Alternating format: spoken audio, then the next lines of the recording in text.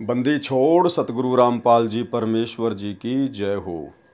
परमपिता परमात्मा सारी सृष्टि के रचनहार कुल मालिक असंख्य ब्रह्मांडों के स्वामी जगत गुरु तीनों लोकों में प्रवेश करके सबका धारण पोषण करने वाले राजाधिराज आत्माधार नाथों के नाथ देवों के देव महादेव सर्वेश्वर महेश्वर मृत्युंजय अजरो अमर आदि अनादि सनातनी प्रभु जगत पिता जगदीश्वर श्री श्री 1008 की उपाधि के वास्तविक अधिकारी अकाल मूर्त शब्द स्वरूपी राम वासुदेव सर्वगतम ब्रह्म परम पूज्य परम संत परम पुरुष परम धनी परम दयालु सत्य कबीर हक्का कबीर अल्लाहु अकबर बाखबर अल्लाह ताला जगत के तारणहार जगत के मुक्तिदाता जगत के जगन्नाथ हारे के सहारे हिंदुओं के राम मुसलमानों के अल्लाह सिखों के वाहिगुरु ईसाइयों के मसीह दया के सागर दयानिधि करुणा के सागर करुणानिधि स्वयंभू परिभू संकट मोचन कष्ट हरण मंगल करण दुख भंजन अविगत कबीर निर्विकार निर्विषम परमात्मा अलय अलेख सतगुरु आदि अनादि सतगुरु असली मर्यादा पुरुषोत्तम असली राम असली कृष्ण असली घनश्याम असली मुरारी राजाओं के राजा महाराजाओं के महाराजा शहंशाहों के शहंशाह सम्राटों के सम्राट भगवानों के भगवान अल्लाहों के अल्लाह प्रभुओं के प्रभु मसीहाओं के मसीह सच्चे वाहिगुरु बाबाओं के बाबा पीरों के पीर सेठों के सेठ जगत सेठ सावड़सा सेठ सर्वगुण संपन्न अनंत कोटि कलाओं के स्वामी अनंत कोटि ब्रह्मांडों के नायक योगियों में महायोगी ध्यानियों में महाध्यानी सिद्धों में परम सिद्ध ज्ञानियों में तत्वज्ञानी ब्रह्म ज्ञानी महाज्ञानी परम ज्ञानी सर्वश्रेष्ठ ज्ञानी विज्ञानी युवा कबीर समरथ कबीर असमवात अमित ओझा सच्चे रहनुमा करीम अल्लाह सुभान अल्लाह दुनिया के अंतिम पैगंबर 8 सितंबर 1951 से गांव धनाना जिला सोनीपत हरियाणा भारतवर्ष की पावन भूमि पे प्रकट रियल कल्कि भगवान श्री नारायण साकार हरि श्री बाबा साहेब स्वयंभू संत श्रोमणी सतगुरु रामपाल जी परमेश्वर जी के चरण कमल में साध संगति से देश विदेश से जुड़े हुए हम सभी सत्सेवक भाई बहनों का अनंत कोटि दंडवत प्रणाम। सत्साई भाई और बहनों, बहुत बड़ी दया बहुत बड़ी मेहर पूज्य गुरुवर सतगुरु रामपाल जी परमेश्वर जी की, जिनकी विशेष वीआईपी रजा के बिना इस कलयुग की बिचली पीढ़ी में साध संगति का मिलना नामुमकिन है, असंभव है। जिन पुण्यात्माओं के युगों युगों के जन्म जन्मांतरों के मजबूत भक्ति संस्कार होते हैं और वर्तमान में जिन आत्माओं के ऊपर गुरुदेव भगवान की वीआईपी छप्पर फाड़ रजा होती है, उन्हीं आत्माओं को कलयुग की बिचली पीढ़ी में साध संगतियाँ नसीब होती हैं। क्योंकि साध संगति सतगुरु रामपाल जी परमेश्वर जी की सत भक्ति का ट्रेनिंग सेंटर है। साध संगति से ही सतगुरु रामपाल जी अपनी आत्माओं को सतलोक के लिए ट्रेंड करेंगे, तैयार करेंगे। तो जिन आत्माओं को साध संगतियाँ नसीब हो चुकी हैं, उनका परम सौभाग्य। अब उनको चाहिए कि वो हर प्रकार से ज्ञान को आधार बनाकर अपने गुरुदेव भगवान के चरणों में समर्पित होकर साध संगतियों से जुड़े रहें और परमेश्वर को स्वतंत्र कर्मों का फ़ायदा उठाते हुए और शुभ कर्म करते हुए प्रसन्न करने की दिशा में आगे बढ़ते रहें, ताकि गुरु आशीर्वाद से हमारी भक्ति निरंतर सफलता की ओर आगे बढ़ती रहे। भाई और बहनों, पुस्तक धरती पर अवतार के ऊपर वीडियो बनाने की श्रृंखला जारी है। इसी श्रृंखला में आज हमारा तीसरे नंबर का वीडियो है और हर वीडियो हमें कुछ न कुछ नई जानकारी देता है, हमें भक्ति मार्ग से संबंधित अनसुनी जानकारी देता है। और ये जानकारियाँ वर्तमान में नितांत आवश्यक हैं, क्योंकि ये तमाम प्रकार की जानकारियाँ जो इन वीडियोज़ के माध्यम से निकलकर हमारे सामने आती हैं, ये जानकारियाँ भक्ति मार्ग पर गुरुदेव भगवान के चरणों में हमारे विश्वास को दृढ़ करती हैं। और अपने गुरुदेव भगवान के चरणों में दृढ़ हुए बिना, दृढ़ता से भक्ति मार्ग पर लगे बिना हम सतलोक नहीं जा सकते, और सतलोक नहीं जा पाया तो हमारा सारा प्रयास व्यर्थ हो जाएगा। तो हमने हर प्रकार से कोई भी कमी इस भक्ति मार्ग पर अब बाकी नहीं रखनी है। दूसरी बात भाई और बहनों, परमात्मा जब पृथ्वी पर आते हैं तो अपने आप को छुपाते हैं, अपने आप को परमात्मा भगवान से अलग दर्शाते हैं, ताकि गुरुदेव ज्ञान आधार से अपनी पहचान करवा सके। और स्वयं कबीर परमेश्वर होने के बावजूद भी अपने आप को कबीर परमेश्वर ना कहकर अन्य अज्ञानी लोगों की उपेक्षा का पात्र होने से बचें। लेकिन अंततः उन्होंने हमें जो ज्ञान दे दिया होता है, जो तत्व ज्ञान, सृष्टि का सर्वश्रेष्ठ ज्ञान, उस ज्ञान को आधार बनाकर जिन जिन आत्माओं ने इस बात का निष्कर्ष निकाल लिया कि यदि इस अखिल सृष्टि में, अखिल ब्रह्मांड में यदि कोई एकमात्र रचनहार है, एकमात्र कोई परमेश्वर है, कबीर है, तो केवल मेरे गुरुदेव भगवान है। यदि इस बात की आपको दृढ़ता के साथ में जानकारी हो गई, पहचान हो गई, फिर आप जी भक्ति मार्ग पर बिल्कुल भी डगमग नहीं हो पाएंगे। क्योंकि जो आत्मा अपने गुरुदेव भगवान को पहचान लेती है, उन्हें परमात्मा के रूप में हृदय से स्वीकार कर लेती है, उस आत्मा के घट में, उसके हृदय कमल में साक्षात सतगुरुदेव भगवान शब्द रूप में विराजमान हो जाते हैं। उसके बाद तीनों लोकों में कोई भी उस आत्मा को भ्रमित नहीं कर सकता।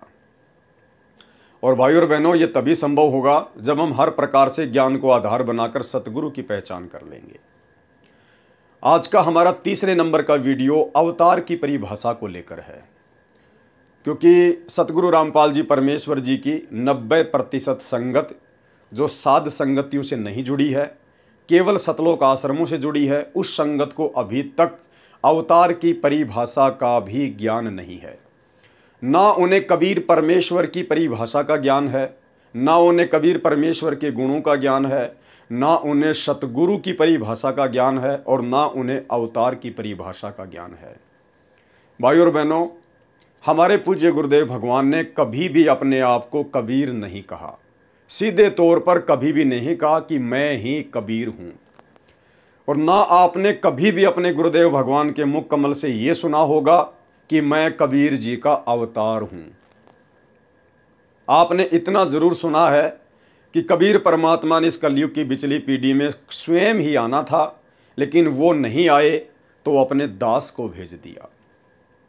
उसके बाद में संगत इसी आधार से अपने पूज्य गुरुदेव भगवान को, कबीर परमेश्वर को, सतगुरु रामपाल जी को अवतार की परिभाषा में ले बैठी, अपनी खुद की छोटी सोच के आधार से, अपनी खुद की आध्यात्मिक अज्ञानता के आधार से।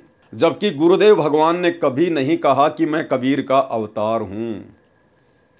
अब उन आत्माओं से जब सवाल किया जाता है, जब साथ संगत वाले भाई बहन अपने ही गुरु भाई बहनों से जो सतलोक आश्रमों से जुड़े हुए हैं, उनकी कुसंगति से जुड़े हुए हैं, जब हम उनसे इस प्रकार के सवाल जवाब करते हैं गुरुदेव भगवान के परमेश्वर होने को लेकर, तो वो झट से कह देते हैं कि संत रामपाल जी कबीर जी नहीं है, क्योंकि कबीर तो माँ के गर्भ से जन्म नहीं लेता, जबकि अपने गुरुजी संत रामपाल जी तो गर्भ से जन्म लेकर आए हैं, और अपने गुरुजी तो कबीर जी के अवतार हैं।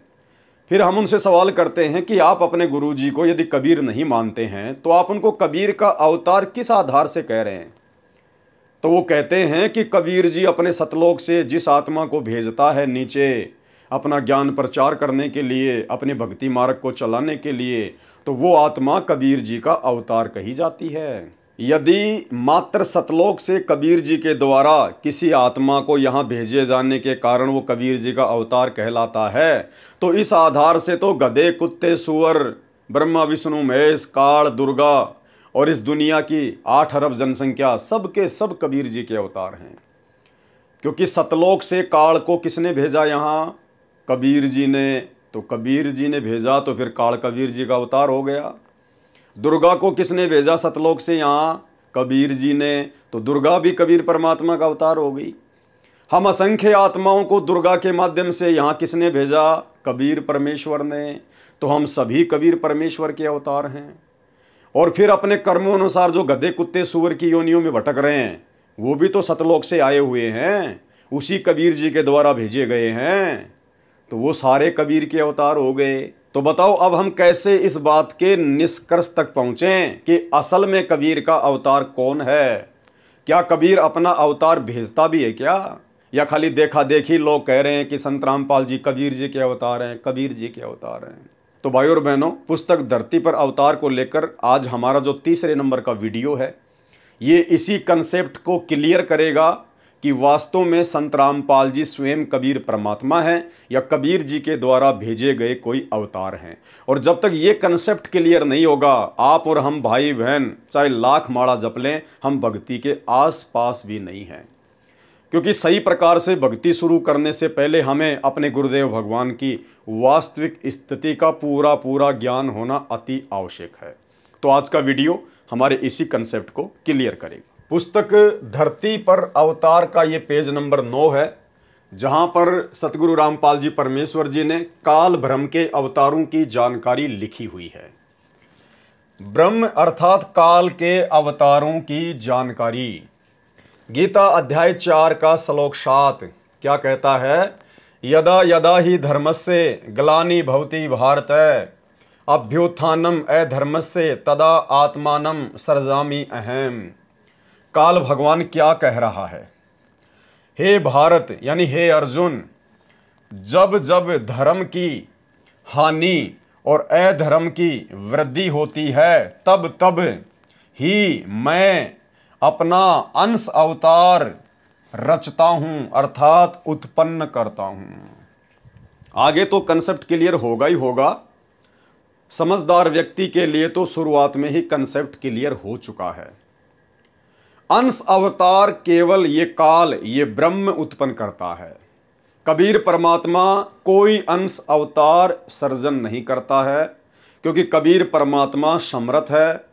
उन्हें किसी भी अपनी आत्मा को इस 21 ब्रह्मांड में भेजने की जरूरत नहीं पड़ती है। अनंत कोटि कलाओं का स्वामी उसी को कहा जाता है जो अपने सर्व कार्य करने में खुद ही समर्थ होता है। और परमात्मा ने सतलोक से किसी को भी अवतार रूप में, जब से ये सृष्टि रची गई है 21 ब्रह्मांड की, तब से लेकर वर्तमान समय तक कबीर परमेश्वर ने कभी भी अपनी किसी भी आत्मा को 21 ब्रह्मांड में हम जीव आत्माओं को काल की बंध से छुड़वाने के लिए नहीं भेजा है। ये परमात्मा स्वयं ही आता है। और गुरुदेव ने सृष्टि रचना में हमारी आंखें खोल दी हैं कि परमात्मा को 21 ब्रह्मांड में अपनी किसी भी आत्मा को सतलोक से अवतार रूप में यहां भेजने की आवश्यकता नहीं है, क्योंकि कबीर परमेश्वर का कार्य कोई भी आत्मा कर ही नहीं सकती। आपने सृष्टि रचना में सुना, जब परमात्मा ने अचिंत को सृष्टि रचना का भार सौंपा और उसके बाद में अचिंत सृष्टि रचना नहीं कर पाया, अंत में उसको हाथ जोड़ने पड़े, तो कबीर परमेश्वर जी ने क्या कहा कि बेटा मैं तेरी फड़क निकालना चाहता था, कहीं तू आगे चल के और टांग अड़ा के खड़ा हो जाए, क्योंकि आगे परमात्मा ने काल को बाहर निकालना था, फिर परमेश्वर ने रह रह के अपनी आत्माओं को सतलोक में लेके आना था। तो कहीं फिर बाद में जाकर परमेश्वर के वो पुत्र बीच में टांग ना अड़ा दें कि हे पिताजी ये काम तो हम भी कर सकते हैं, उस काल के 21 ब्रह्मांड में जाके अपने भाई बहनों को हम भी लेके आ सकते हैं। तो परमेश्वर ने उन आत्माओं को पहले ही उनकी औकात दिखा दी कि बच्चों समर्थ का काम उसी को साजे और करे तो मूर्ख बाजे। इसलिए कबीर परमेश्वर कभी भी सतलोक से आत्माओं को अवतार रूप में नहीं भेजता है। वे स्वयं ही इस काल के 21 ब्रह्मांड में आते हैं और अपनी आत्माओं को शत भक्ति देकर काल के बंध से छुड़वा कर लेकर जाते हैं।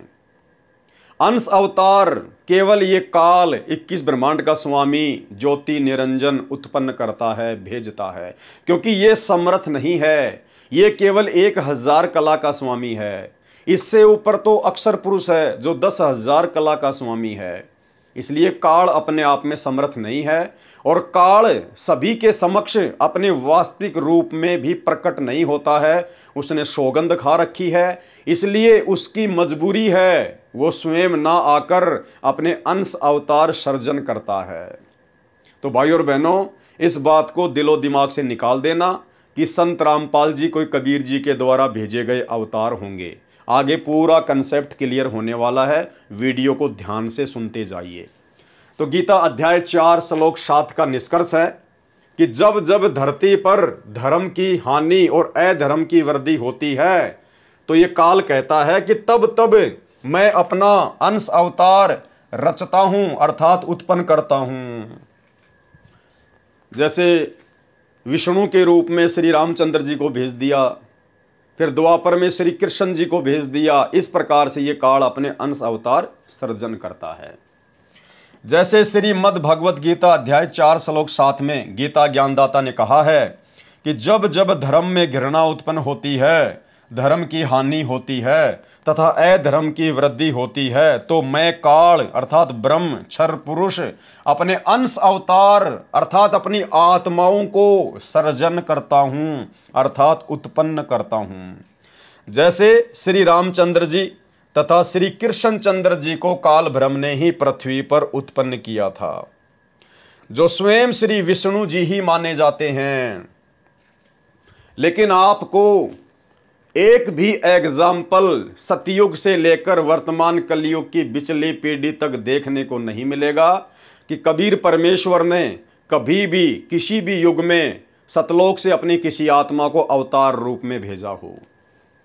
सतयुग में हम सब जानते हैं, गुरुदेव भगवान ने तोते की तरह रटा दिया है कि सतयुग में खुद कबीर परमात्मा सत सुकृत ऋषि के नाम से प्रकट हुए थे।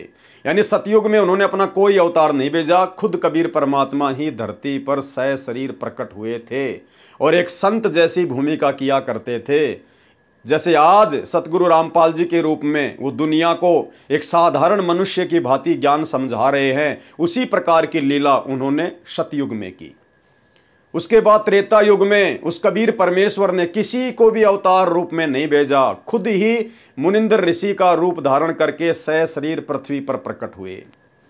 उसके बाद द्वापर युग में उस कबीर परमेश्वर ने किसी को भी सतलोक से अपने अंश अवतार रूप में नहीं भेजा, वे स्वयं ही करुणामय ऋषि के नाम से सशरीर प्रकट हुए और अपना ज्ञान प्रचार किया। फिर कलयुग के प्रथम चरण में वही कबीर परमात्मा अपने वास्तविक वैदिक नाम कबीर नाम से और 1398 में काशी के लहर तारा तालाब में कमल के विकसित फूल पर शिशु रूप में प्रकट हुए और परमेश्वर ने अपना ज्ञान प्रचार किया। लेकिन दुनिया उनको नहीं समझ पाई कि ये कबीर परमात्मा है। उसके बाद लगभग 350 साल पहले आदरणीय गरीबदास जी के रूप में खुद ही कबीर परमात्मा धरती पर प्रकट हुए। अर्जुन सर्जुन के प्रकरण में आपकी आंखें खुल जानी चाहिए कि गरीबदास जी के रूप में जो प्रकट हुए थे छुडानी में, वो कौन थे? खुद कबीर परमात्मा थे। और आज वर्तमान में खुद सतगुरु रामपाल जी के रूप में वही कबीर परमात्मा धरती पर प्रकट है। भाई, जब आज से पहले परमात्मा ने कभी भी सतलोक से किसी भी आत्माओं को अवतार रूप में नहीं भेजा, तो वर्तमान में संत रामपाल जी को क्यों भेजेंगे अवतार रूप में? और सतलोक से आई हुई आत्मा फिर क्यों मां के गर्भ से जन्म लेगी? सतलोक आश्रमों से जुड़े हुए भाई बहनों का कहना है कि संत रामपाल जी ने तो इंद्रो माई की कोख से जन्म लिया है। इस पुस्तक के जो लेखक हैं डॉक्टर सरदार सूरजपाल सिंह MA PhD, वो खुद लिख रहे हैं कि सतगुरु रामपाल जी ने इंद्रो माई की कोख से जन्म लिया है। तो चलिए आप लोगों की बात को हम बड़ा करते हैं इस प्रकरण को समझने के लिए। आप सतलोक आश्रम मैनेजमेंट हरियाणा वालों के द्वारा आप लोगों के हिसाब से यदि संत रामपाल जी कबीर जी के अवतार हैं, क्योंकि आप उनको कबीर जी का अवतार ही मानते हैं, क्योंकि 8 सितंबर को आप उनका जन्मदिन मनाते हैं। अगर आप संत रामपाल जी को ही कबीर भगवान मान लिए होते तो जून के महीने में वो दाढ़ी मूंछ वाली कबीर जी के समझे जाने वाली नकली फोटो को भगवान मानकर उसका कबीर प्रकट दिवस कभी ना मनाते। लेकिन आप लोगों को भगवान लगती है वो मुर्दा फोटो, और जो जिंदा सतगुरु है वो आपको लगता है कबीर का अवतार। तो भाई और बहनों, आपके अनुसार यदि संत रामपाल जी कबीर जी के अवतार हैं, कबीर जी के द्वारा भेजी गई कोई आत्मा है, तो सबसे पहली बात तो ये कि सतलोक में जो आत्माएं हैं वो कौन आत्मा है? वे सभी आत्मा मोक्ष प्राप्त हैं। वे सभी आत्मा मोक्ष प्राप्त हैं। उन आत्माओं का 21 ब्रह्मांड में किसी भी जीव आत्मा के साथ में कोई ऋण संबंध नहीं है। तो सतलोक में जो आत्मा रहती है वो मोक्ष प्राप्त आत्मा है। फिर वो मोक्ष प्राप्त आत्मा भला यहां पर किसी मां के गर्भ से जन्म लेकर क्यों उत्पन्न होगी?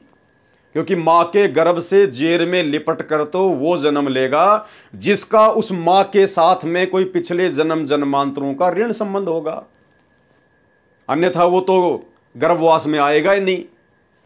भाई, जब यहां के सारे ऋण ही समाप्त हो जाएंगे हमारे, हम लोग ऋण संबंध में तो बंधे हुए हैं, इसीलिए जन्मते हैं और मरते हैं। और गुरुदेव ने कह दिया, एक लेवा एक देवा दूतम, कोई किसी का पिता नहीं पुतम। ऋण संबंध जुड़े सब नाता, अंत समय सब 12 बाटा। तो एक दूसरे के ऋण संबंधों के कारण ही तो हम किसी के बाप बन रहे हैं, कोई किसी की माँ बन रही है, कोई किसी की बेटी, कोई पत्नी, कोई जन्म ले रहा है, कोई मर रहा है। अगर संत रामपाल जी को कबीर जी ने सतलोक से भेजा है अवतार के रूप में, तो भाई फिर संत रामपाल जी माँ की कोख से जन्म कैसे ले सकते हैं? क्योंकि सतलोक में तो मोक्ष प्राप्त आत्मा रहती है, और मोक्ष प्राप्त आत्मा भला क्यों एक माँ की कोख से जन्म लेगी, जेर में लिपट के आएगी? उसका कौन सा पिछला संस्कार है भाई? और यदि कोई पिछला संस्कार बाकी था तो फिर वो आत्मा सतलोक कैसे चली गई? फिर वो आत्मा सतलोक कैसे चली गई थी? क्योंकि बिना ऋण चुकाए तो कोई यहां से जा ही नहीं सकता। तो इस आधार से भी आप लोग बिल्कुल फेल हैं। आप भाई बहनों को अवतार की परिभाषा का भी ज्ञान नहीं है। आगे पूरा कंसेप्ट क्लियर होने वाला है। इनके अतिरिक्त 8 अवतार और कहे गए हैं जो श्री विष्णु जी स्वयं नहीं आते, अपितु अपने लोक से अपने कृपा पात्र पवित्र आत्मा को भेजते हैं। वे भी अवतार ही कहलाते हैं। कहीं कहीं पर 25 अवतारों का भी उल्लेख पुराणों में आता है। काल ब्रह्म अर्थात क्षर पुरुष के भेजे हुए अवतार पृथ्वी पर बढ़े अधर्म का नाश कत्ले आम अर्थात संहार करके करते हैं। यानी काल ब्रह्म अपने जो अंश अवतार भेजता है, चाहे ब्रह्मा विष्णु महेश को, या चाहे ब्रह्मा विष्णु महेश में प्रेरणा करके उनके जो कर्म है वो बिगड़वा के फिर उनके अंश अवतारों को यहां पर भेजता है, जैसे राम को, श्री कृष्ण को या अन्य को।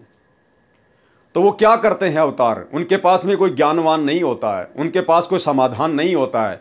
वो केवल अपना कर्म भोगने के लिए आते हैं और दुनिया में भगवान बन जाते हैं, अवतार बन जाते हैं। जैसे श्री रामचंद्र जी ने नारद जी के साथ में मजाक किया तो नारद जी ने उसको श्राप दे दिया। नारद जी के श्राप के कारण श्री रामचंद्र जी त्रेता युग में आए। फिर त्रेता युग में उनके कर्म और बिगड़ गए। उन्होंने बाली को धोखे से मारा। फिर बाली ने कहा, महाराज इसका बदला कब दोगे? मैंने आपका क्या बिगाड़ा था? आपने तो अपने स्वार्थ के लिए मेरी हत्या की है धोखे से, ताकि मेरा भाई राजा बनने के बाद आपको सैन्य सहायता दे और आप अपनी औरत को लंकापति रावण से छुड़वा कर ला सकें। अन्यथा मेरा और आपका तो कोई झगड़ा ही नहीं था, तो इसका बदला कब दोगे? तो रामचंद्र जी ने कहा कि द्वापर युग में मैं श्री कृष्ण रूप में जन्म लूंगा, उस समय आपको बदला दूंगा। तो इनके पास कोई ज्ञान नहीं होता, इन अवतारों के पास में ना कोई समाधान होता है, और ये शांति स्थापना करने का प्रयास करते हैं लड़ाई झगड़ा करके, मार काट करके। लेकिन गुरुदेव भगवान कहते हैं उनकी इस विधि से शांति की जगह और ज़्यादा अशांति फैल जाती है। राम रावण युद्ध हुआ, कितने करोड़ों सैनिक मारे गए, उनकी औरतें विधवा हो गई, बच्चे यतीम हो गए। कैसे उन्होंने अपना जीवन निर्वाह किया होगा, कैसे दूसरे पुरुषों से उन्होंने अपनी इज्जत बचाई होगी। तो ये लोग कभी भी शांति स्थापना नहीं कर सकते। ऐसे द्वापर में श्री कृष्ण जी आए, शांति स्थापना के चक्कर में महाभारत का युद्ध करवा डाला, 12 करोड़ सैनिकों का नाश करवा दिया, 56 करोड़ यादवों का संहार करवा दिया। तो काल के जो अवतार होते हैं वो केवल मारकाट और लड़ाई झगड़े के द्वारा शांति स्थापना करने का प्रयास करते हैं, और असल में उनका मकसद को शांति स्थापना करना नहीं होता है। रामचंद्र जी का त्रेता युग में कोई मकसद शांति स्थापना करने का नहीं था, बाढ़ में गई शांति, उनको तो अपनी पत्नी सीता को छुड़वा के लेके आना था। तो इस प्रकार से भाई और बहनों परमात्मा हमें समझा रहे हैं। उदाहरण के रूप में श्री रामचंद्र जी तथा श्री कृष्णचंद्र जी, श्री परशुराम जी तथा श्री नीकलंक जी, जो अभी आना शेष है, जो कलयुग के अंत में आएगा, ये सर्व अवतार घोर संहार करके ही अधर्म का नाश करते हैं। अधर्मियों को मारकर शांति स्थापित करने की चेष्टा करते हैं, कोशिश करते हैं, लेकिन सफल नहीं होते। परंतु शांति की अपेक्षा अशांति ही बढ़ती है। जैसे श्री रामचंद्र जी ने रावण को मारने के लिए युद्ध किया, युद्ध में करोड़ों पुरुष मारे गए, जिनमें धर्मी तथा अधर्मी दोनों ही मारे गए। फिर उनकी पत्नियां तथा छोटे छोटे बच्चे शेष रहे, उनका जीवन नरक बन गया। विधवाओं को अन्य व्यक्तियों ने अपनी हवस का शिकार बनाया, क्योंकि भाई सतगुरु रामपाल जी भगवान अंतर्यामी परमात्मा है, इनको हर एक पॉइंट का पता है, हर एक बात का पता है। विधवाओं को अन्य व्यक्तियों ने अपनी हवस का शिकार बनाया, तो बताओ शांति कहाँ हुई? निर्वाह की समस्या उत्पन्न हुई। आज आप जी अपने परिवार में अकेले कमाने वाले हैं और आपका 5 या 6 मेंबर का परिवार है, और अचानक से उस परिवार के मुखिया की डेथ हो जाती है, तो उस परिवार का निर्वाह कितना मुश्किल हो जाता है। तो राम रावण युद्ध में करोड़ों सैनिक मारे गए थे, महाभारत में कई करोड़ों सैनिक मारे गए थे, तो धरती पर शांति की जगह अशांति ज़्यादा फैली। निर्वाह की समस्या उत्पन्न हुई, आदि आदि अनेकों अशांति के कारण खड़े हो गए। यही विधि श्री कृष्ण जी ने अपनाई थी, यही विधि श्री परशुराम जी ने अपनाई थी। इसी विधि से 10वां अवतार काल ब्रह्म क्षर पुरुष द्वारा उत्पन्न किया जाएगा। उसका नाम निकलंक होगा। वह कलयुग के अंतिम समय में उत्पन्न होगा, जो राजा हरिश्चंद्र वाली आत्मा होगी। संबल नगर में श्री विष्णु दत्त शर्मा के घर में जन्म लेगा। उस समय सर्व मानव अत्याचारी अन्यायी हो जाएंगे, यानी लाखों साल की बाद की बात है ये। उन सर्व को मारेगा। उस समय जिन जिन मनुष्यों में परमात्मा का डर होगा, और डर होगा किन में उस समय, आज से 2-3 लाख साल बाद में जब वो निकलंक आएगा, काल के द्वारा भेजा गया अवतार राजा दशरथ की आत्मा जो सतयुग में राजा था, वो मारेगा किनको, जो अत्याचारी होंगे, अन्यायी होंगे, अधर्मी होंगे। और जिन आत्माओं में जरा सी भी धार्मिकता बची होगी, वो उनको हाथ भी नहीं लगाएगा। अब वो धार्मिक आत्मा कौन होंगी? वर्तमान में जो सतगुरु रामपाल जी परमेश्वर जी के भक्ति मार्ग में जो फिसल जाएंगी। इस कलयुग की पिछली पीढ़ी में परमात्मा जितनी भी आत्माओं को अपनी शरण में लेंगे, वो आत्माएं जो पार नहीं हो पाई, किसी भी कारण से रह जाएंगी, फिर वो बार बार मनुष्य जन्म लेती रहेंगी, भक्ति करते रहेंगी, उनका भक्ति धन जुड़ता चला जाएगा। वही आत्माएं उस समय जिनमें थोड़ी बहुत धार्मिकता शेष होगी, और जिनको वो निकलंक नाम का अवतार नहीं मारेगा, वो वही आत्मा होंगी। कुछ सदाचारी होंगे, उनको छोड़ दिया जाएगा, अन्य सभी को मार डालेगा। ये विधि है ब्रह्म काल पुरुष के अवतारों की अधर्म का नाश करने तथा शांति स्थापना करने की। तो काल भगवान के अवतारों की आपको विस्तृत जानकारी मिल गई है कि काल अपना अंश अवतार यहां भेजता है, क्योंकि वो समर्थ नहीं है। अब हम बात करेंगे कबीर परमात्मा की, सत्य पुरुष की। क्या सत्य पुरुष भी अपना अवतार भेजता है? अगर अवतार भेजता है तो बात तो यहां पर अवतारों की चल रही है, तो जरूर परमात्मा लिखेंगे कि हाँ, सत्य पुरुष भी अपना अवतार भेजता है। लेकिन गुरुदेव क्या कह रहे हैं? ये तो बड़े आश्चर्य की बात है आप सतलोक आश्रमों से जुड़े हुए भाई बहनों के लिए। आप तो अपने गुरुजी को कबीर जी की आत्मा मानते हो, कबीर जी का भेजा हुआ अवतार मानते हो, लेकिन गुरुजी ने तो मना कर दिया। यहां तो मना कर दिया गुरुजी ने कि कबीर जी कोई अवतार नहीं भेजता है। देखिए, परम अक्षर ब्रह्म अर्थात सत्य पुरुष के अवतारों की जानकारी। अब ये परम अक्षर ब्रह्म कौन है? ये कबीर परमात्मा है। सत्य पुरुष कौन है? ये कबीर परमात्मा है। तो परम अक्षर ब्रह्म अर्थात सत्य पुरुष के अवतारों की जानकारी। नंबर 1 ध्यान से पढ़ लेना भाइयों और बहनों। परम अक्षर ब्रह्म स्वयं पृथ्वी पर प्रकट होता है, वह शरीर आता है। कबीर परमात्मा कोई अवतार नहीं भेजता है, सतलोक से किसी आत्मा को नहीं भेजता है, क्योंकि एक आत्मा दूसरी आत्मा को 21 ब्रह्मांड से बाहर निकालने में सक्षम नहीं है। समर्थ का काम उसी को साजे, और करे तो मूर्ख बाजे। इस प्रकरण में अवतारों की बात चल रही है। ऊपर गुरुदेव ने काल के अवतारों की जानकारी दे दी, वो कैसे भेजता है, वो क्या करते हैं। अब यहां समझदार को संकेत ही काफी है, जबकि यहां तो स्पष्ट लिख दिया गुरुदेव ने कि परम अक्षर ब्रह्म यानी कबीर परमात्मा, परम अक्षर ब्रह्म स्वयं पृथ्वी पर प्रकट होता है, वह शरीर आता है। किसी मां की कोख से जन्म लेके नहीं आता, किसी मां के गर्भ से जेर में लिपट के नहीं आता। जैसा कि आप सतलोक आश्रम वाले भाई बहन अपने गुरुदेव भगवान के विषय में कहते हो, आप लोगों को कहते हुए शर्म भी नहीं आती कि संत रामपाल जी का जन्म हुआ है। अरे संत रामपाल जी तो अपने आप को छुपाते हुए लाख बार कहेंगे कि मेरा तो जन्म हुआ है, मेरी माता का नाम इंद्रोमाई है, मेरे पिता का नाम भगत नंदराम है। वो लाख बार कहेंगे, वो कह सकते हैं अपने आप को छुपाते हुए। लेकिन हम भक्तों को क्या अधिकार है ये कहने का कि हमारे गुरुजी ने इंद्रोमाई की कोख से जन्म लिया है? वो भगत नहीं है फिर। अभी वो भगत बना नहीं है, उसको सतगुरु के तत्व ज्ञान की अभी छींट भी नहीं है। परम अक्षर ब्रह्म स्वयं पृथ्वी पर प्रकट होता है, जैसा कि आज पृथ्वी पर प्रकट हो चुके हैं। सह शरीर 8 सितंबर 1951 को गांव धनाना, जिला सोनीपत, हरियाणा में परम अक्षर ब्रह्म स्वयं पृथ्वी पर प्रकट होता है। वह सह शरीर आता है, किसी मां के गर्भ से जन्म लेके नहीं आता, और सह शरीर लौट जाता है, सह शरीर ही लौट जाता है। आज तक परमात्मा, क्योंकि हमें तो सतयुग से लेकर वर्तमान समय का ही पता है, सतयुग से लेकर वर्तमान समय तक बता दीजिए कबीर परमात्मा कब चिता पर लेट के गए, बता दीजिए। सतयुग में परमात्मा आए, सह शरीर आए, सह शरीर गए। त्रेता में परमात्मा आए, सह शरीर आए, सह शरीर गए। द्वापर में परमात्मा आए, सह शरीर आए, सह शरीर गए। कलयुग के प्रथम चरण में आए, सह शरीर आए, सह शरीर गए। गरीबदास जी के रूप में आए, सह शरीर आए और अंत में सह शरीर ही गए। ग्रंथ साहिब की भूमिका में लिखा है, जब उनकी अस्थियां वगैरह इकट्ठी करने गए तो अस्थियां नहीं मिली। बाद में उनको बड़ा दुख हुआ कि ये तो परमात्मा थे, स्वयंभू थे, इनका तो तेज पुंज का शरीर था। और छुड़ानी में परमेश्वर ने वो लीला की शरीर छोड़ने की।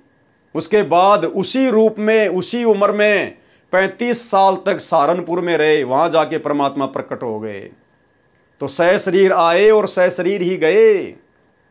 सतगुरु रामपाल जी भगवान भी, ये कबीर परमेश्वर भी वर्तमान में सह शरीर ही आए हैं। आज भले ही हम भक्तों को यकीन ना हो, हम दुनिया की बात नहीं करेंगे, दुनिया के इतने मजबूत संस्कार नहीं हैं कि पहली बात तो वो संत रामपाल जी के शरण में आ जाए और शरण में आने के बाद इन चीज़ों को समझ सके।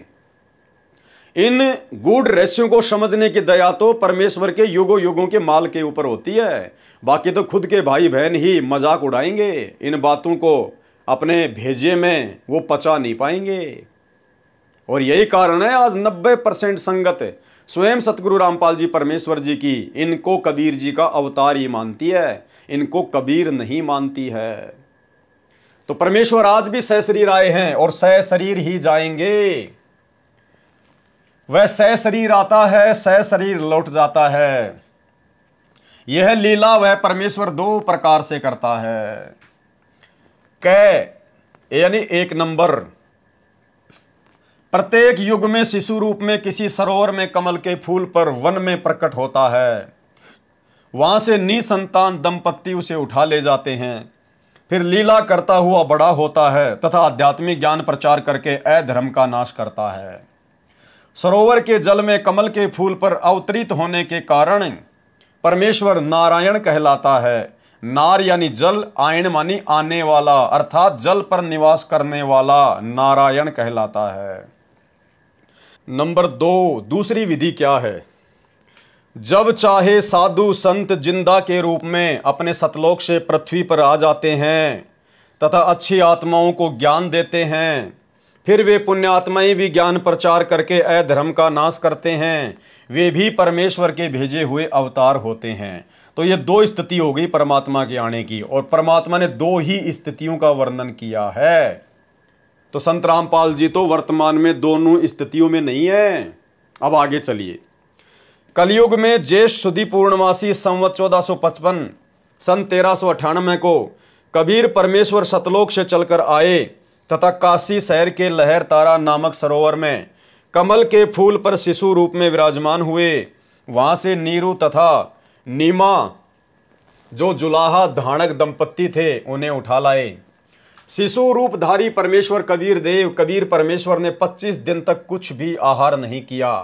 नीरू तथा नीमा उसी जन्म में ब्राह्मण थे, श्री शिव जी के पुजारी थे। मुसलमानों द्वारा बलपूर्वक मुसलमान बनाए जाने के कारण जुलाहे का कार्य करके निर्वाह करते थे। बच्चे की नाजुक हालत देखकर नीमा ने अपने इष्ट शिव जी को याद किया। शिव जी साधु वेश में वहां आए तथा बालक रूप में विराजमान कबीर परमेश्वर को देखा।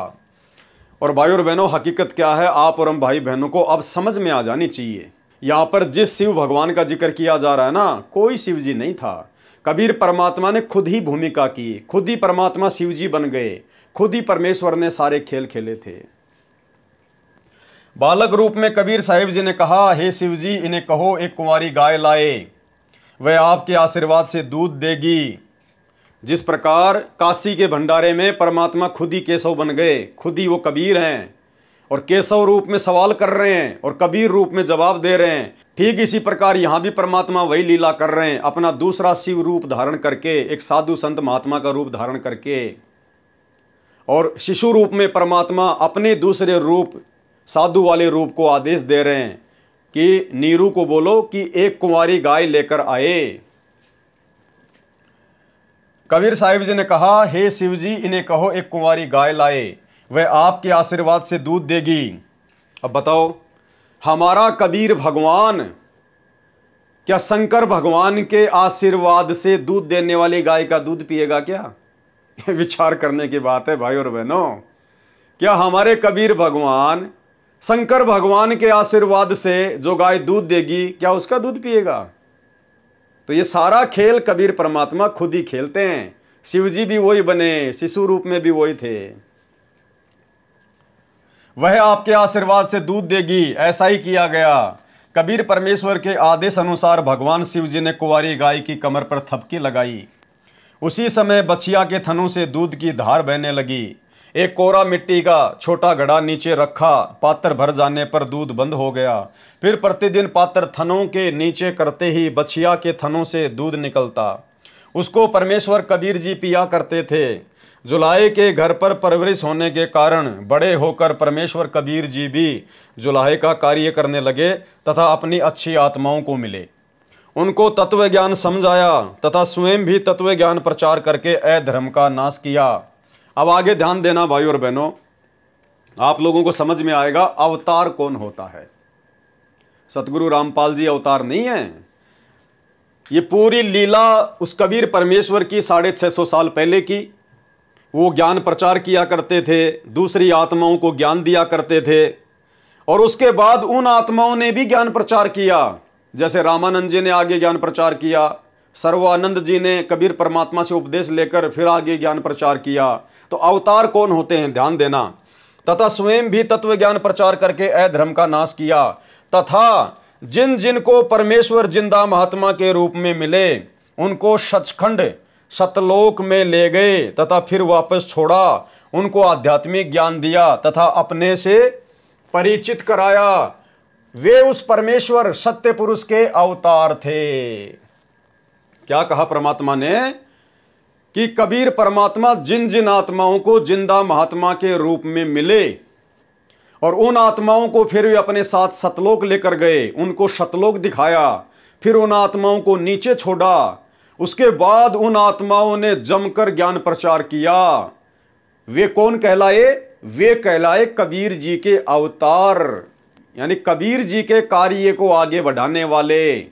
वे कहलाए कबीर जी के अवतार। अब यदि आप संत रामपाल जी को कबीर जी का अवतार मानते हैं तो अवतार की तो परिभाषा गुरु जी ने बता दी कि कबीर जी के अवतार कौन कहे जाते हैं। यानी कबीर परमात्मा सतलोक से चलकर जिंदा महात्मा के रूप में या अन्य वेश में धरती पर आते हैं।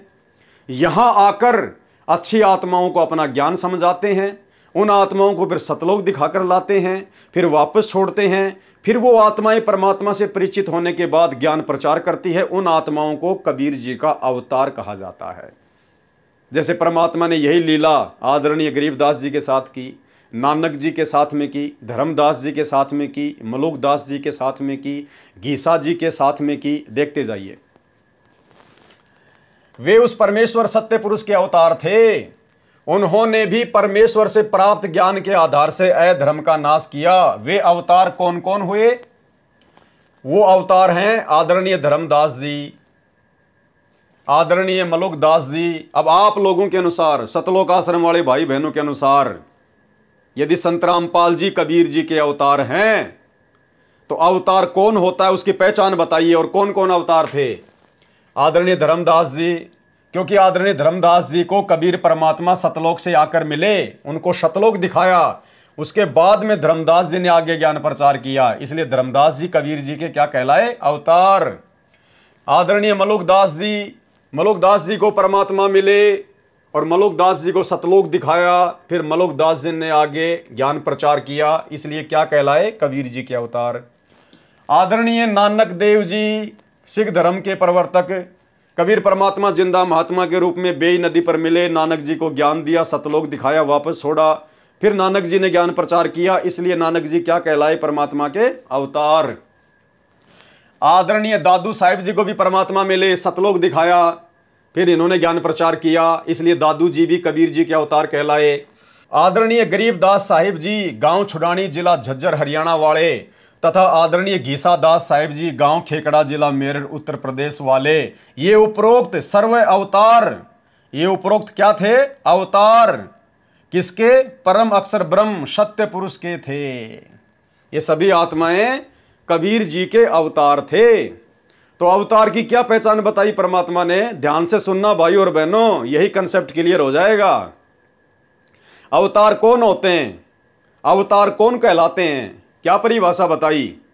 कबीर परमात्मा सतलोक से सशरीर आकर जिंदा महात्मा के रूप में या साधु महात्मा के रूप में, या जैसे परमात्मा शिशु रूप में आए 650 साल पहले, बड़े होकर जिन जिन आत्माओं को ज्ञान दिया, फिर उन आत्माओं को परमात्मा ने सतलोक दिखाया, उनको सचखंड लेकर गए, फिर उनको नीचे छोड़ा, और फिर जिन जिन आत्माओं ने आगे कबीर जी का ज्ञान प्रचार किया, वो क्या कहलाए? कबीर जी के अवतार। ये अवतार की परिभाषा गुरु जी ने बता दी, मैं अपनी तरफ से नहीं बता रहा, सतगुरु रामपाल जी भगवान ने लिखी है। अब अगर इस आधार से कबीर जी के अवतार कहे जाते हैं, तो भाई संत रामपाल जी तो फिर कबीर के अवतार हो ही नहीं सकते। आप लोग जो अपने गुरु जी को कबीर जी का अवतार कहते हो, इनका अवतरण दिवस मनाते हो, जन्मदिन मनाते हो, तो इस परिभाषा के अनुसार तो संत रामपाल जी कबीर जी के अवतार नहीं है, क्योंकि सतगुरु रामपाल जी को कबीर परमात्मा कब आके मिले? कबीर परमात्मा कब आके मिले? अब आप सब एक ही बात कहोगे कि मार्च 1997 में आके मिले। कब मिले? मार्च 1997 में। एक छोटा सा सत्संग गुरु जी का सुन लीजिए 1 मिनट का, कि कबीर परमात्मा उनको कब आके मिले। सुनिए। अब देखिएगा सन 1997 के लिए कैसे आपको यकीन होगा, देखना। दास ने एक पुस्तक लिखी है दात्मी ज्ञान गंगा,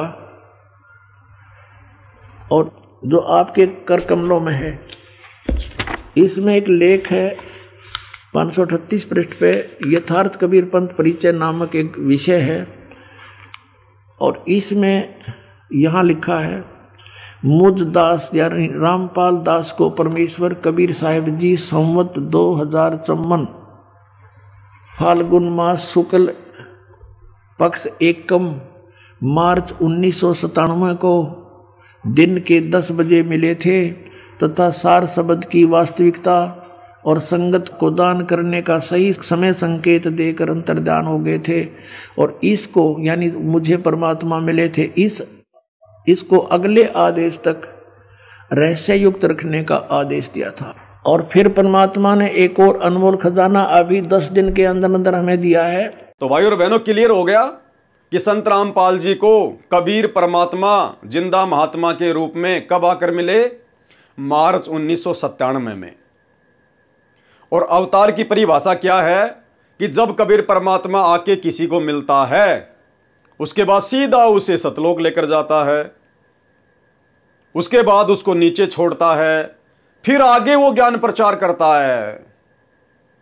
जबकि संत रामपाल जी तो कबीर जी के मिलने से और 5-7 साल पहले से ज्ञान प्रचार कर रहे हैं। तो ये क्या माजरा भाई? अरे कबीर जी तो मिले मार्च 1997 में, और कबीर जी के मिलने के बाद में उनका ज्ञान प्रचार किया सभी अवतारों ने, क्योंकि उससे पहले तो उनको ज्ञान होता ही नहीं है। अरे भगवान सतलोक से आएगा तभी तो ज्ञान देगा, और फिर सतलोक दिखाएगा, तभी तो उन आत्माओं को विश्वास होगा। जब आंखों देख लेंगी सतलोक, तभी तो वो परमात्मा के अवतार कहलाए। तो संत रामपाल जी तो कबीर भगवान के मिलने से पहले ही ज्ञान प्रचार कर रहे हैं। तो बताइए फिर वो ज्ञान तो झूठा हो गया, वो तो गलत ज्ञान हो गया, क्योंकि कबीर भगवान के मिले बिना संत रामपाल जी 1994 से ज्ञान प्रचार कर रहे हैं। क्योंकि कबीर जी तो मिले संत रामपाल जी को मार्च 1997 में, और संत रामपाल जी ने तो 1993 में ही सत्संग करना शुरू कर दिया, सतलोक का ज्ञान बताना शुरू कर दिया। बताइए, 1994 में संत रामपाल जी ने नाम दीक्षा देनी शुरू कर दी, सतनाम का मंत्र देना शुरू कर दिया, तो इसका मतलब 1997 से पहले संत रामपाल जी जो ज्ञान दिया करते थे वो सही ज्ञान नहीं हो सकता, क्योंकि सही ज्ञान तो परमात्मा आके बताएगा ना, उसके बाद ही आत्मा आगे ज्ञान प्रचार करेगी, जैसे कि बाकी सभी आत्माओं ने किया। तो फिर संत रामपाल जी 1997 से पहले कौन से सतलोक का ज्ञान दे रहे थे? इसका मतलब वो तो गलत ज्ञान है मेरे भाई। लेकिन वो ज्ञान तो बिल्कुल सत्य है। अगर उनके आगे के ज्ञान से उनके पिछले ज्ञान को मेल किया जाए तो बिल्कुल ओके है, परफेक्ट है।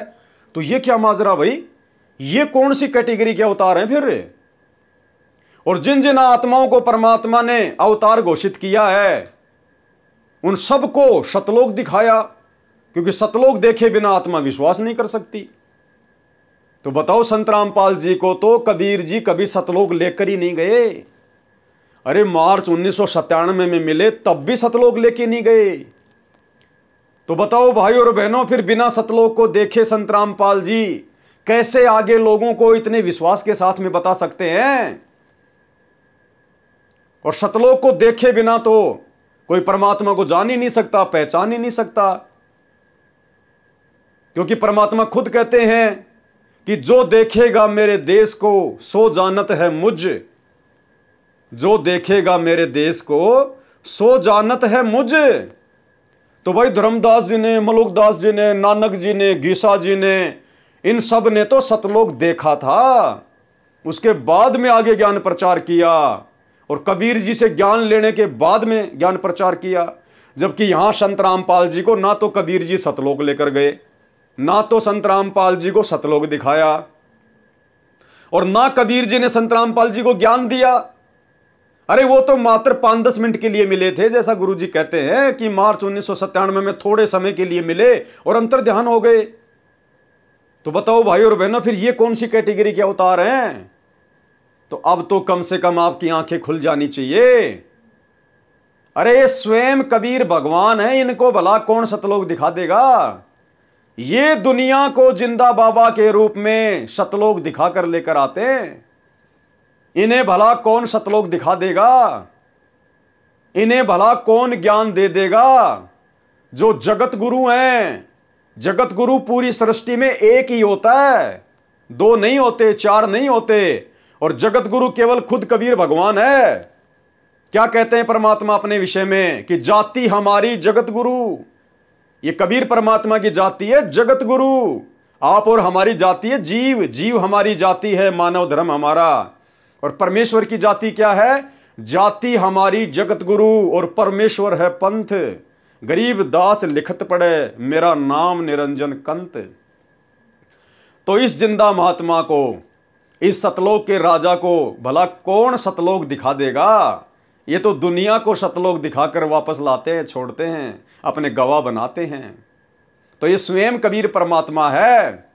अन्यथा अवतार की परिभाषा गुरु जी ने धर्मदास जी, नानक जी, मलुकदास जी, गीसादास जी आदि को माध्यम बनाकर बता दी है कि अवतार तो वो होता है जिसको 2 कोड़ी का ज्ञान नहीं होता और मां के गर्भ से जेर में लिपट के आता है, जीव जूनी का प्राणी होता है, और उसको परमात्मा आके ज्ञान देता है और फिर उसको सतलोक दिखा के लाता है, तब उसको विश्वास होता है। वो फिर आगे परमात्मा का ज्ञान प्रचार करते हैं, उनको कहते हैं अवतार। तो बताइए इनको कब ज्ञान दिया कबीर परमात्मा ने? कबीर परमात्मा मिले 1997 में, जबकि संत रामपाल जी तो वही ज्ञान जो उन अवतारों को भी नहीं था, नानक जी को भी वो ज्ञान नहीं था, धर्मदास जी को भी वो ज्ञान नहीं था, मलुकदास, दादू जी, इन सबको वो ज्ञान नहीं था। जो ज्ञान संत रामपाल जी को कबीर परमात्मा मिले उससे 4 साल पहले से दुनिया को दे रहे हैं। तो कहां से ज्ञान आ गया इनके पास भाई? क्योंकि ये खुद कबीर भगवान है, खुद कबीर परमात्मा है। तो भाई और बहनों, आप और हमने हर प्रकार से, हर पहलू पर गहनता से चिंतन मनन करना है। ये परमात्मा ने गहरे गहरे संकेत, ये इशारे इन पुस्तकों में, अपने सत्संगों में छुपाए हुए हैं, और इसीलिए परमात्मा ने अपने उन छुपे हुए गहरे गहरे रहस्यों को उजागर करवाने के लिए साध संगतियां शुरू करवाई है। और सतगुरु रामपाल जी भगवान की विशेष प्रेरणा के बिना, उनकी विशेष रजा के बिना इन पुस्तकों में से इन संकेतों को कोई निकाल नहीं सकता। जिस प्रकार गुरुदेव कहते हैं ना कि गीता, वेद, कुरान, पुराण, बाइबल, इनमें से परमात्मा की विशेष रजा के बिना कोई रहस्यों को निकाल नहीं सकता। तो अपने आप को छुपाते हुए स्वयं सतगुरु रामपाल जी भगवान ने उन शास्त्रों का रहस्य निकाल के दिया। ठीक इसी प्रकार सतगुरु रामपाल जी की पुस्तकों में, सत्संगों में जो गूढ़ गूढ़ रहस्य हैं, उनकी विशेष रजा के बिना कोई भगत निकाल नहीं सकता।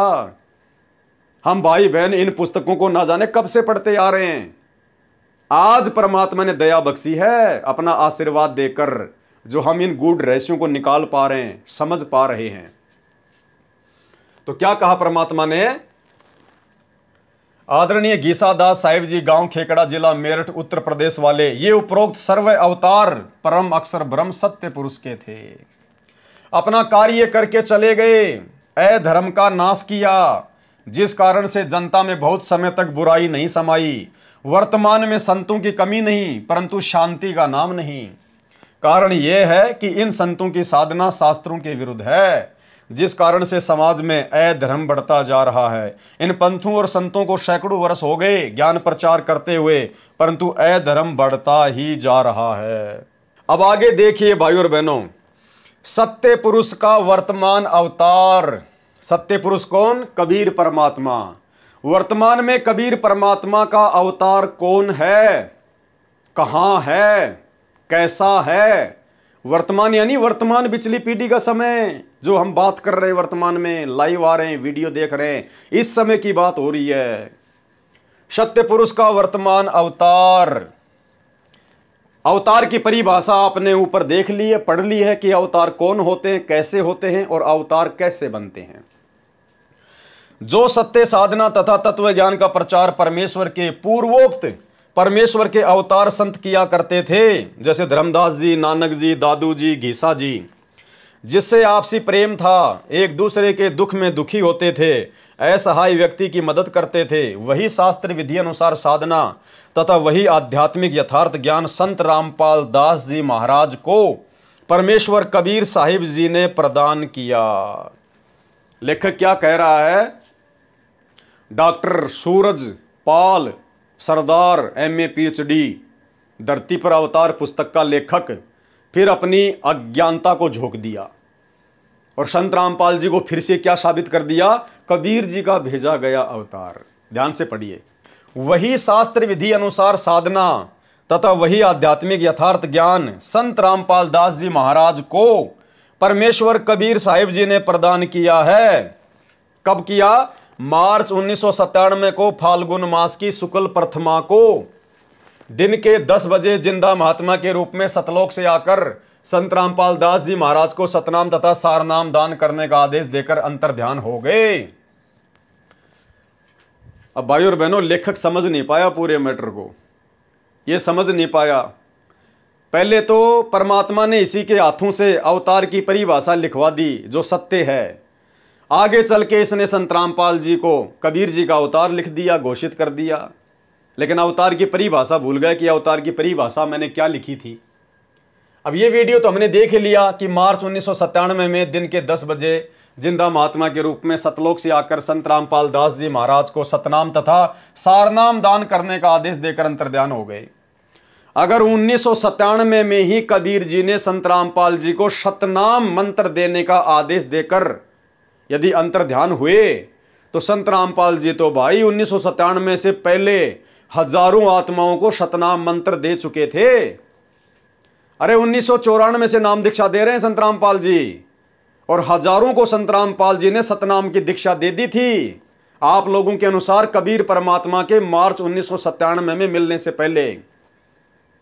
तो बताओ, आप लिख रहे हो कि आदेश तो हुआ सतनाम देने का 1997 में, तो क्या संत रामपाल जी मनमुखी रूप से ही 1994 से नाम दीक्षा दे रहे थे, सतनाम दे रहे थे? भाइयों और बहनों, यही गूढ़ ज्ञान है, यही संकेत हैं, और जानबूझकर परमात्मा ने ये संकेत छोड़े हैं, वरना आज आप और हम उनको पहचान नहीं पाते कि ये खुद ही कबीर भगवान है। अगर मार्च 1997 में संत रामपाल जी को सतनाम देने का आदेश हुआ है, तो 1994 से 97 के बीच में हजारों को संत रामपाल जी ने सतनाम की दीक्षा दी है। आज भी जिंदा हैं वो भगत आज भी जिंदा हैं जिन्होंने मार्च 1997 से पहले सतनाम की दीक्षा ली है। तो बताइए फिर संत रामपाल जी को 97 से पहले किसने आदेश दिया? क्योंकि ये खुद ही कबीर भगवान है, खुद ही कबीर परमात्मा है। भाई और बहनों, यही संकेत है, हमने इसी से समझना पड़ेगा।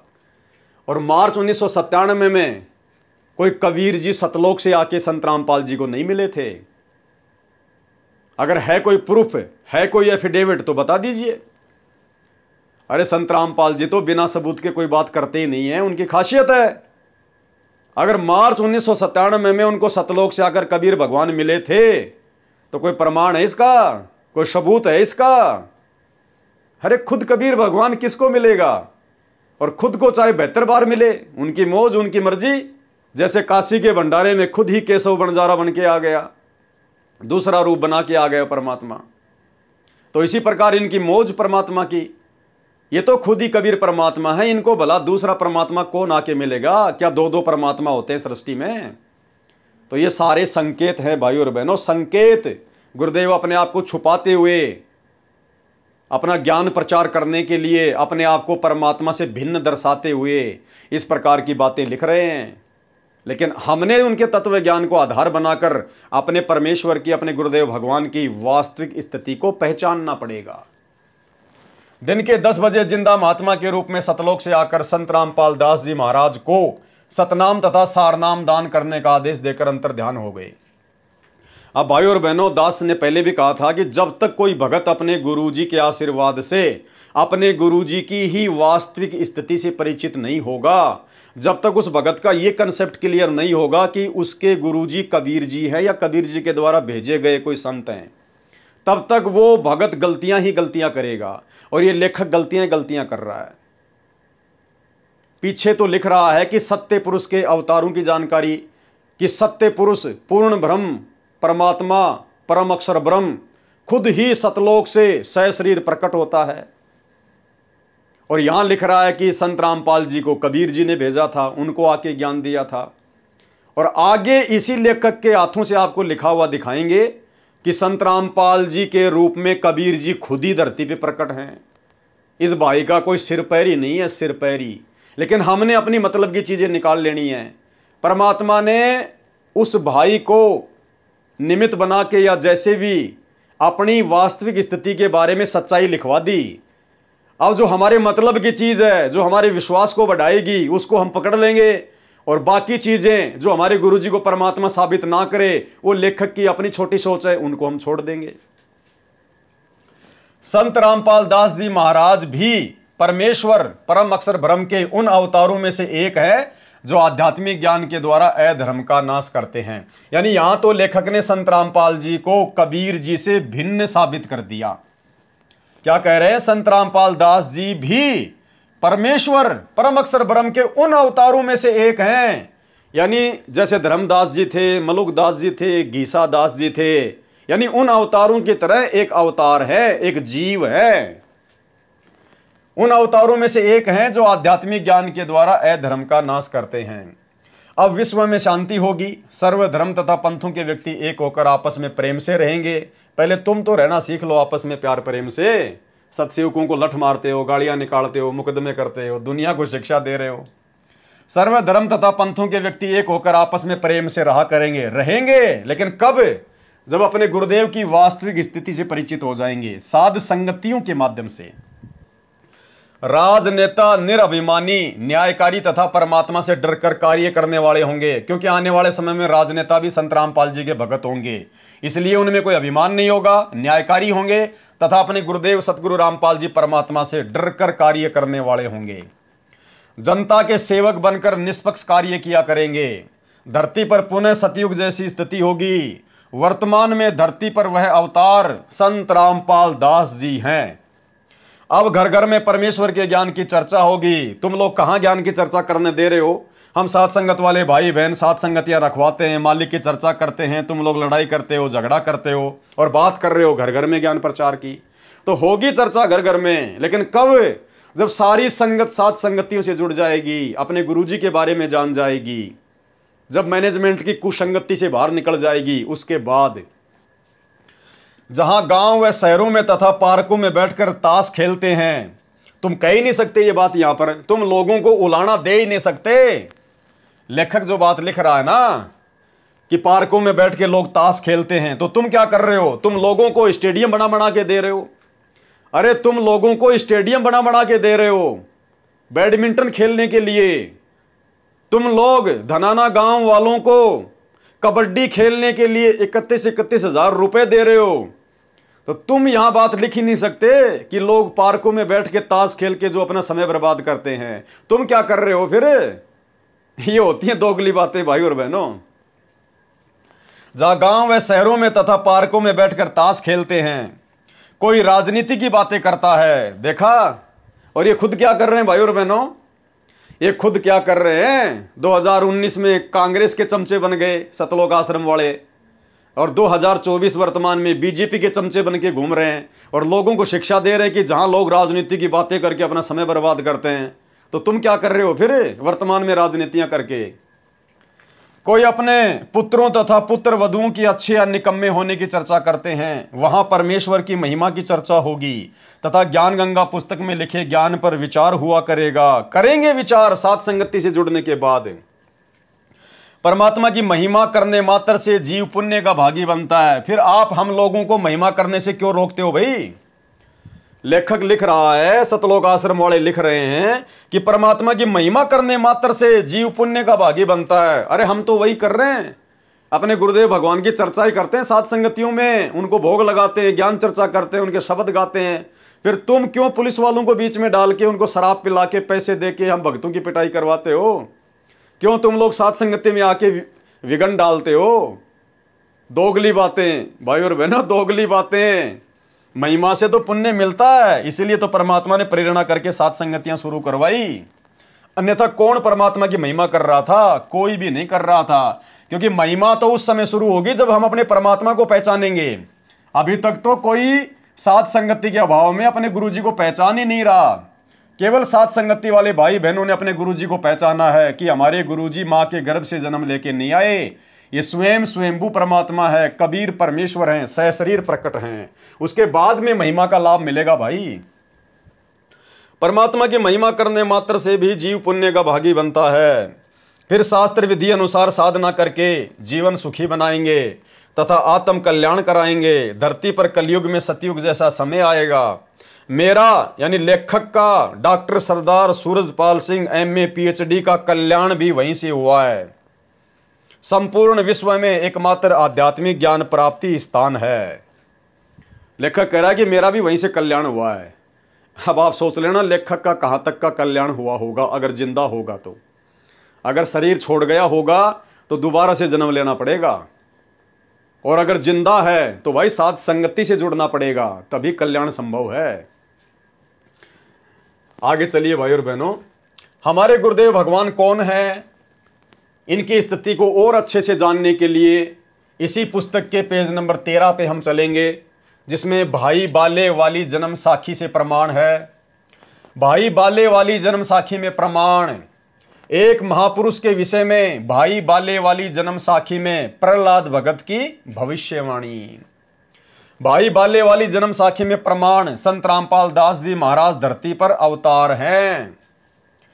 भाई बाले वाली जन्म साखी में लिखा गया विवरण स्पष्ट करता है कि संत रामपाल दास जी महाराज जी वह अवतार है जिन्हें परमेश्वर कबीर जी तथा संत नानक जी के पश्चात पंजाब की धरती पर अवतरित होना था।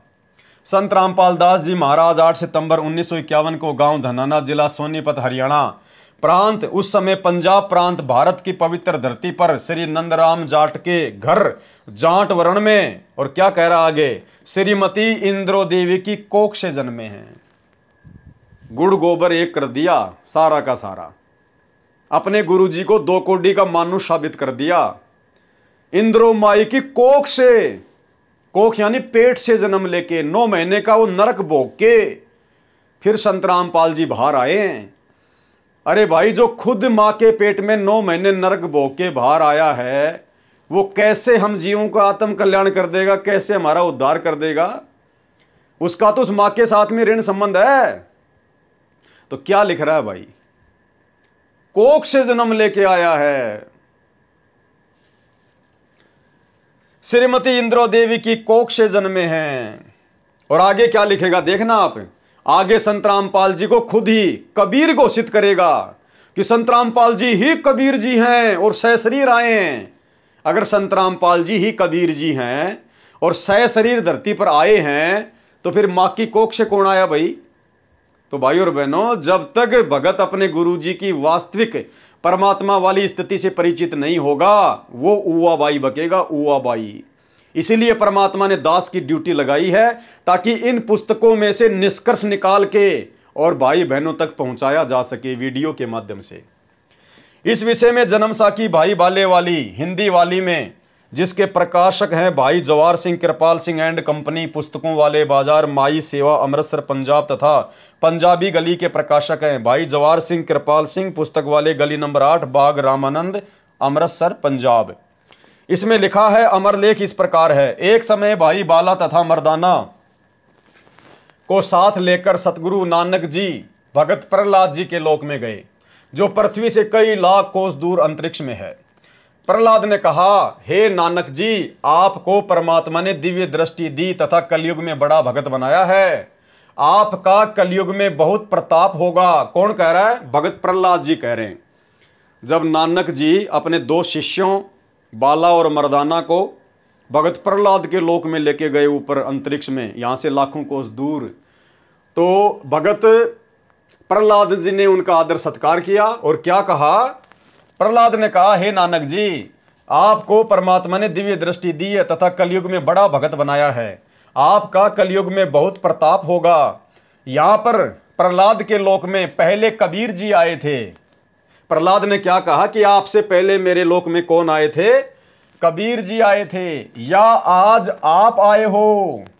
एक और आएगा जो आप दोनों जैसा ही महापुरुष होगा, यानी कबीर जी जैसा ही महापुरुष होगा। तो कबीर जी जैसा महापुरुष कोई दूसरा है क्या पूरी सृष्टि में?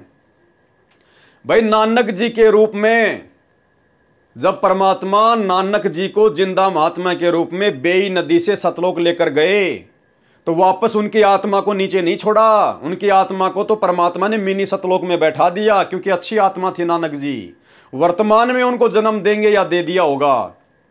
और जब वापस आए तो नानक जी के रूप में फिर आगे की पूरी लीला कबीर परमात्मा ने खुद ही की थी, क्योंकि नानक जी के जीवन काल में फिर आप जी आगे जो चमत्कार देखेंगे ना, तो ऐसे चमत्कार परमात्मा ही करते हैं। भगत को चमत्कार करने की आज्ञा इस मार्ग में नहीं है। अगर उसके बाद नानक जी आत्मा थी तो आत्मा को कबीर परमात्मा के नियम और मर्यादा अनुसार सिद्धियां दिखाने का, चमत्कार करने का आदेश नहीं है।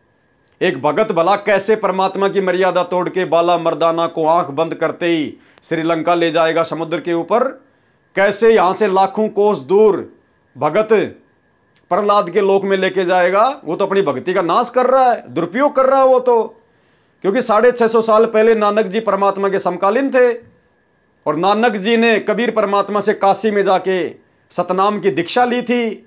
तो नानक जी की तो फिर मर्यादा ही खंडित थी, क्योंकि वो तो अपनी सिद्धियां दिखा रहे थे, चमत्कार दिखा रहे थे। तो जब बेई नदी से परमात्मा नानक जी की आत्मा को सतलोक लेकर गए उनके शरीर से निकाल के, तो जब वापस आए तो वो नानक जी नहीं थे, कबीर परमात्मा ने ही फिर नानक जी का रोल किया पूरा का पूरा। इसलिए यहां पर जो प्रहलाद जी है वो कह रहे हैं कि पहले यहां कबीर जी आए थे या आज आप आए हो। एक और आएगा जो आप दोनों जैसा ही महापुरुष होगा। आप दोनों जैसा ही महापुरुष होगा। तो कबीर के समकक्ष कोई महापुरुष है क्या सृष्टि में? कोई नहीं है ना। और नानक जी की भूमिका भी कबीर जी ने की। तो आप दोनों जैसा ही महापुरुष होगा। किसके विषय में कहा जा रहा है? सतगुरु रामपाल जी के विषय में। तो कौन हुए सतगुरु रामपाल जी? खुद ही कबीर परमात्मा, खुद ही वो महापुरुष है। एक और आएगा जो आप दोनों जैसा ही महापुरुष होगा। इन तीनों के अतिरिक्त यहां मेरे लोक में कोई नहीं आ सकता। अब भाइयों और बहनों, अगर बात कही गई है तो सत्य है, झूठ हो नहीं सकती। अब सतगुरु रामपाल जी प्रहलाद के लोक में जाएंगे, क्योंकि क्या कह रहे हैं यहां प्रहलाद जी कि एक और होगा जो आप दोनों जैसा ही महापुरुष होगा। और वो भी मेरे लोक में आएगा। अब सतगुरु रामपाल जी आ गए वो महापुरुष। अब परमात्मा सतगुरु रामपाल जी भगत प्रहलाद के लोक में जाएंगे। और भाई सौभाग्य उन आत्माओं का जिनको परमात्मा भगत प्रहलाद के लोक में लेके जाएंगे अपने साथ में दिखाने के लिए, क्योंकि एफिडेविट भी तो बनाएंगे परमात्मा। इस कहानी को भी तो परमात्मा पूरा करेंगे, भगत प्रहलाद की जुबानी इस कहानी को भी तो परमात्मा पूरा करेंगे। तो भाई इस कदर गुरुदेव भगवान के चरणों में चिपट जाओ, दुनिया की तरफ देखना ही बंद कर दो, ताकि क्या पता आप और हमारे जैसे 2 कोटि के जीवों का नंबर आ जाए परमात्मा के साथ जाने का, ताकि हमारा विश्वास और दृढ़ हो। जो आप दोनों जैसा ही महापुरुष होगा, एक और आएगा जो आप दोनों जैसा ही महापुरुष होगा। इन तीनों के अतिरिक्त यहां मेरे लोक में कोई नहीं आ सकता। भगत तो बहुत हो चुके हैं, आगे भी होंगे, परंतु यहां मेरे लोक में वही पहुंच सकता है जो इन जैसी महिमा वाला होगा, और कोई नहीं। इसलिए इन तीनों के अतिरिक्त यहां कोई नहीं आ सकता। अब आप ये ना सोचना कि भाई ये तो तीनों के अतिरिक्त कोई आ ही नहीं सकता, तो फिर गुरुजी अपने किसी भगत को कैसे लेके जाएंगे? अरे जैसे नानक जी बाला और मर्दाना को ले गए, जैसे नानक जी बाला और मर्दाना को ले गए, क्योंकि भगत प्रहलाद तो खाली 3 के बारे में कह रहा है कि तीनों के अलावा कोई नहीं आ सकता, जबकि उस समय वहां बाला और मर्दाना भी तो थे। तो ये तो सतगुरु की अपनी रजा पे है, वो चाहे जितने लेके जा सकते अपने साथ में, परंतु यहां मेरे लोक में वही पहुंच सकता है जो इन जैसी महिमा वाला होगा। अरे सतगुरु रामपाल जी भगवान तो उनसे भी बढ़ चढ़ के महिमावान होंगे आने वाले समय में, उनसे भी बढ़ चढ़ के थे तो वो भी कबीर परमात्मा के ही रूप स्वरूप, लेकिन उस समय वो ठीक का समय नहीं था। आज ये परमात्मा पूरी दुनिया का शहंशाह बन के राज करेगा, पूरी दुनिया इनके चरणों में नतमस्तक होगी। इसलिए आज सतगुरु रामपाल जी भगवान की जो महिमा होगी संसार में, आज से पहले सतयुग से लेकर वर्तमान तक किसी की नहीं हुई होगी। इसलिए इन तीनों के अतिरिक्त यहां कोई नहीं आ सकता। मर्दाने ने पूछा, हे प्रहलाद जी, अब ध्यान से सुनना, वो कौन होगा, क्या उसके लक्षण होंगे, कौन सी जाति में होगा, नीचे कहां की धरती पे होगा, बहुत सारे कंसेप्ट क्लियर होंगे भाई और बहनों। ये जो धनाना आश्रम, गुरुजी धनाना आश्रम में आएंगे, दुनिया का सबसे बड़ा आश्रम, सारी पोल खोल देगा परमात्मा। इसीलिए दास को निमित्त बनाया परमात्मा ने। कबीर जुलाहा थे, नानक जी खत्री हैं, वह तीसरा किस वर्ण अर्थात जाति से तथा किस धरती पर अवतरित होगा? मर्दाने ने कहा, हे प्रहलाद जी, आप जो तीसरे महापुरुष की बात कर रहे हैं ना, जो इनके जैसा महिमावान होगा, तो वो किस जाति में होगा और किस धरती पर अवतरित होगा, यानी वो प्रकट होगा।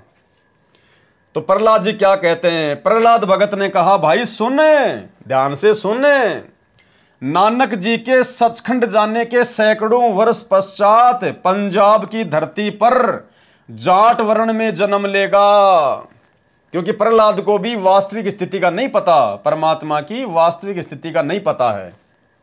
तो क्या कह रहा है कि नानक जी के सचखंड जाने के सैकड़ों वर्ष पश्चात पंजाब की धरती पर जाट वर्ण में जन्म लेगा। पंजाब की धरती पर और जाट वर्ण में। अब भाई जिस समय सतगुरु रामपाल जी भगवान दिल्ली मंडल में आए, गरीबदास जी ने पहले कह दिया था 350 साल पहले कि मुझे जो सतगुरु जिंदा महात्मा के रूप में आके मिले हैं कबीर जी सतलोक से, आगे क्या होगा? सतगुरु दिल्ली मंडल आईसी, सूती धरनी सूम जगाईसी। कि मेरा सतगुरु वो कबीर जिंदा महात्मा आगे चलकर दिल्ली मंडल में आएगा। सतगुरु दिल्ली मंडल आईसी। और कब आए गुरुदेव भगवान? 8 सितंबर 1951 को प्रकट हुए। और 8 सितंबर 1951 के समय, जिस समय परमात्मा गांव धनाना में प्रकट हुए, उस समय हरियाणा प्रांत नहीं बना था। ये हरियाणा प्रांत पूरा ये पंजाब की धरती थी, पूरी पंजाब की धरती। ये हरियाणा प्रांत बना है 1966 में। हरियाणा प्रांत कब बना? 1966 में। और सतगुरु रामपाल जी भगवान कब प्रकट हुए? 1951 में। तो जिस समय गुरुजी आए थे भारतवर्ष की धरती पर गांव धनाना में, उस समय ये पंजाब की धरती थी, ना कि हरियाणा की। तो भगत प्रहलाद की बातें सत्य हो गई। नानक जी के सचखंड जाने के सैकड़ों वर्ष पश्चात पंजाब की धरती पर जाट वर्ण में जन्म लेगा। और कौन से वर्ण में आए परमात्मा? जाट वर्ण में आ गए। सतगुरु रामपाल जी भगवान की सांसारिक दृष्टिकोण से कौन सी जाति मानी जाती है? जाट वर्ण। जबकि भगवान की कोई जाति वाति नहीं होती है, लेकिन परमात्मा कलयुग में अगर लीला करेगा तो फिर पूरी करेगा। तो परमात्मा पंजाब की धरती पर आए 8 सितंबर 1951 में सतगुरु रामपाल जी भगवान, और जाट वर्ण में ही आए। दोनों बातें सिद्ध हो गई। और तीसरी बात क्या है? तथा उसका प्रचार क्षेत्र शहर बरवाला होगा। यहां पर गलती से लेखक ने लिख रखा था बटाला, जो कि मिसप्रिंट हो गया था। परमात्मा ने इसको शुद्ध कर दिया। उसका प्रचार प्रसार क्षेत्र क्या होगा? बरवाला। यदि कोई ये कहे कि साहब वहां तो बटाला लिखा हुआ था, तो भाई पंजाब के बटाला शहर में आज तक कोई भी जाट वर्ण में साधु संत महात्मा पैदा नहीं हुआ। इसलिए गुरुदेव भगवान तो अंतर्यामी है, ये तो परमात्मा, इन्हें तो सब पता है। काल ने तो रोड़ा अटकाना था, मिसप्रिंट करवाना था। और उस समय बरवाड़ा कोई ज्यादा जो है बल्कि पॉपुलर नहीं था। इसलिए लेखक ने भाई बाले वाली जन्म साखी में बरवाड़ा की जगह जो है वो बटाला लिख दिया, क्योंकि बटाला से वो जो है वो परिचित था। लेकिन अब संत रामपाल जी ने बताया कि अपने सत्संगों में अब इसको शुद्ध किया है कि ये बटाला नहीं बरवाला है, बरवाला। तो मर्दाना जी ने क्या कहा? जब उनकी 2 भविष्यवाणियां सत्य सिद्ध हो गई कि वो महापुरुष पंजाब की धरती पे आएगा और जाट वर्ण में होगा, तो गुरु जी पंजाब की धरती पर आए और जाट वर्ण में आए लीला करने के लिए। अब तीसरी फैल कैसे हो जाएगी कि उस महापुरुष का प्रचार क्षेत्र क्या होगा? बरवाला।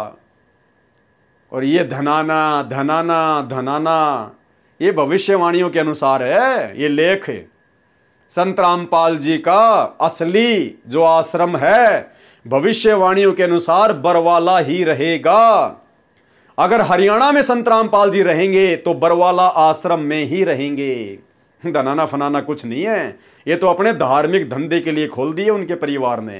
ये भविष्यवाणियां क्या कह रही है, ये झूठी नहीं हो सकती। लेकिन ये लोग इन भविष्यवाणियों को जान नहीं पाए, समझ नहीं पाए।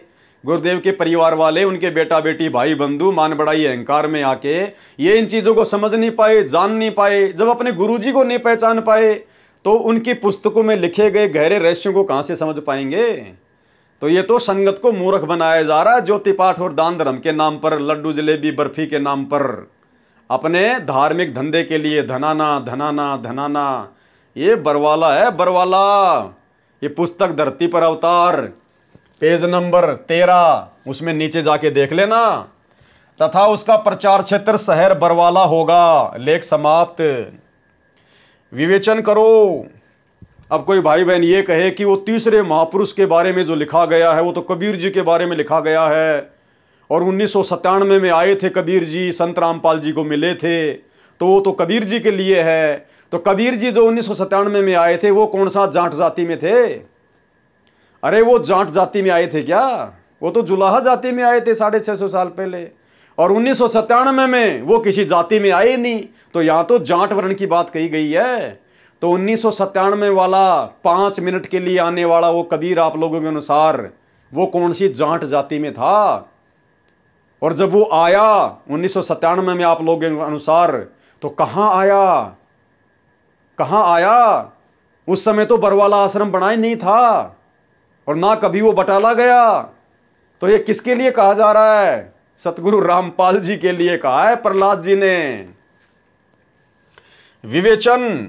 संत रामपाल दास जी महाराज वही अवतार हैं जो अन्य परमाणु के साथ साथ जन्म साखी में लिखे वर्णन पर खरे उतरते हैं। जन्म साखी में 100 वर्ष के पश्चात लिखा है, यहां पर सैकड़ों वर्ष पश्चात कहा गया था, जिसको पंजाबी भाषा में लिखते समय 100 वर्ष की जगह लिख दिया, क्योंकि मर्दाना ने पूछा था कि वह कौन से युग में नजदीक ही आएगा। तब भगत प्रहलाद ने कहा कि श्री नानक जी के सैकड़ों वर्ष पश्चात कलयुग में ही वह संत जाट वर्ण में जन्म लेगा। सतयुग त्रेता द्वापर की तो बात वो क्यों करेंगे, जब आगे अभी ये कलयुग शेष है तो भैया वो कलयुग की बात करेंगे। तो इसी समय के लिए कहा था, कलयुग में ही वह संत जाट वर्ण में जन्म लेगा। इसलिए यहां शोक के स्थान पर सैकड़ों ही न्यायोचित है तथा प्रचार क्षेत्र बरवाला के स्थान पर बटाला लिखा गया है। इसके दो कारण हो सकते हैं कि शहर बरवाला जिला हिसार हरियाणा उस समय पंजाब प्रांत में सुप्रसिद्ध नहीं था तथा बटाला शहर पंजाब प्रांत में प्रसिद्ध था। लेखनकर्ता ने इस कारण से बरवाला के स्थान पर बटाला लिख दिया। दूसरा, प्रिंट करते समय बरवाले की जगह बटाले प्रिंट हो गया है। एक विशेष विचारणीय पहलू है कि पंजाब के बटाला शहर में कोई भी जाट संत नहीं हुआ जो इन महापुरुषों परमेश्वर कबीर देव जी व श्री नानक देव जी के समान महिमावान तथा इनके समान ज्ञानवान हुआ हो। अब कबीर जी के समान ज्ञानवान दूसरा कौन हो जाएगा भाई?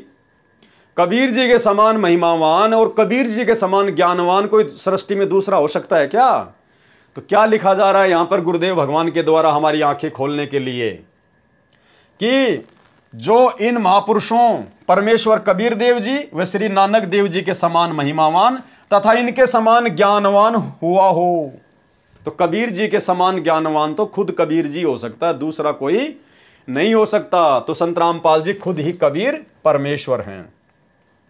इस आधार से तथा अन्य प्रमाणों के आधार से तथा इस जन्म साखी के आधार से स्पष्ट है कि तीसरे महापुरुष कौन है? संत रामपाल दास जी महाराज है। कौन कह रहा है? लेखक कह रहा है।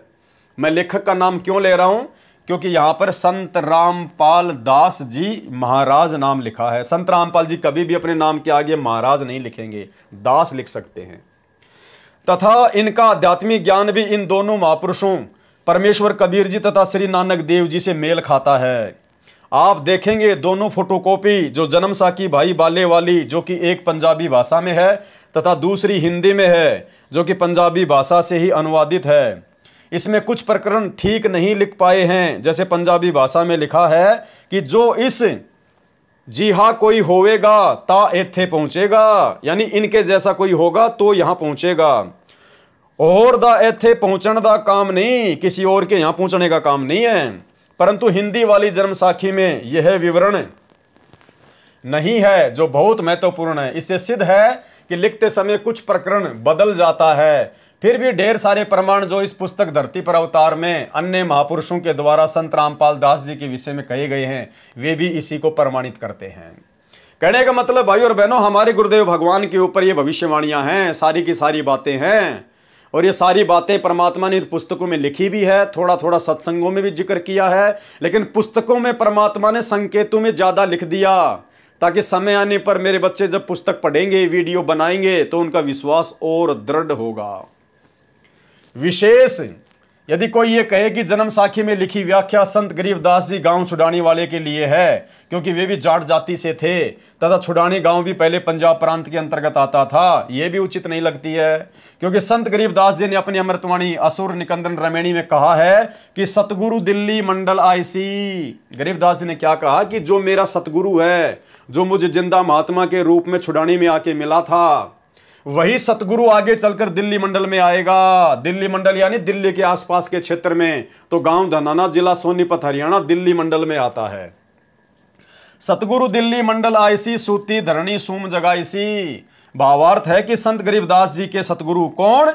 संत गरीबदास जी के सतगुरु पूज्य कबीर साहिब जी थे, और वही आएगा दिल्ली मंडल में। तो कौन आए दिल्ली मंडल में? संत रामपाल जी। तो कौन हुए गरीबदास जी के सतगुरु कबीर जी? स्वयं सतगुरु रामपाल जी।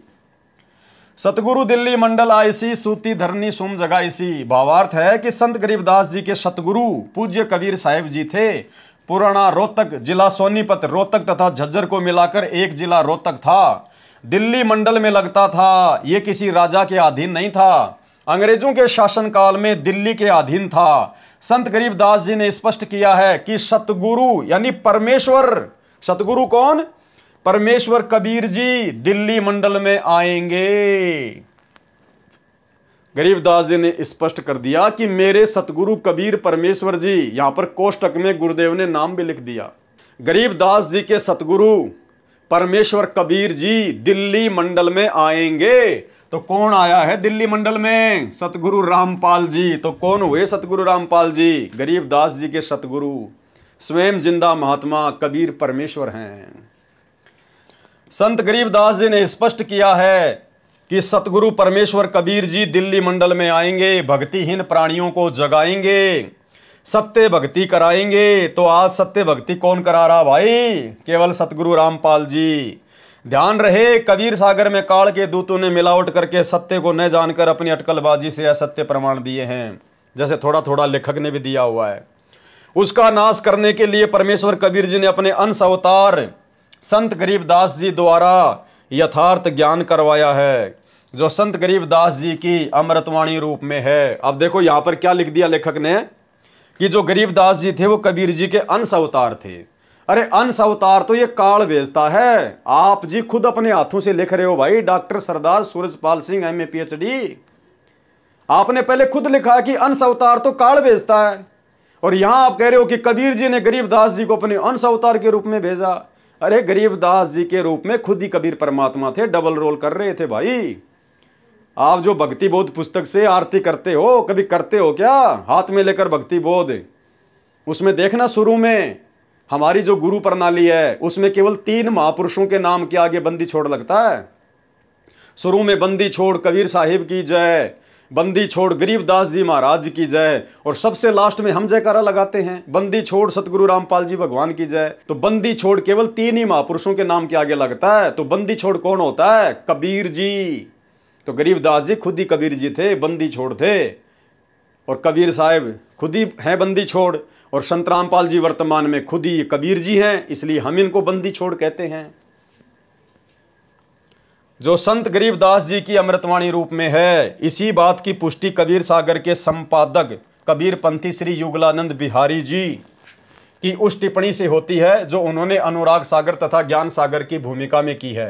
कहा है कि कबीर पंथियों ने ही कबीर पंथ के ग्रंथों का नाश कर रखा है, अपने अपने मत अनुसार फेरबदल करके अपने मत को जोड़ा है। मेरे पास अनुराग सागर तथा ज्ञान सागर की कई प्रतियां रखी हैं, जिनमें से एक दूसरे से मेल नहीं खा रही हैं।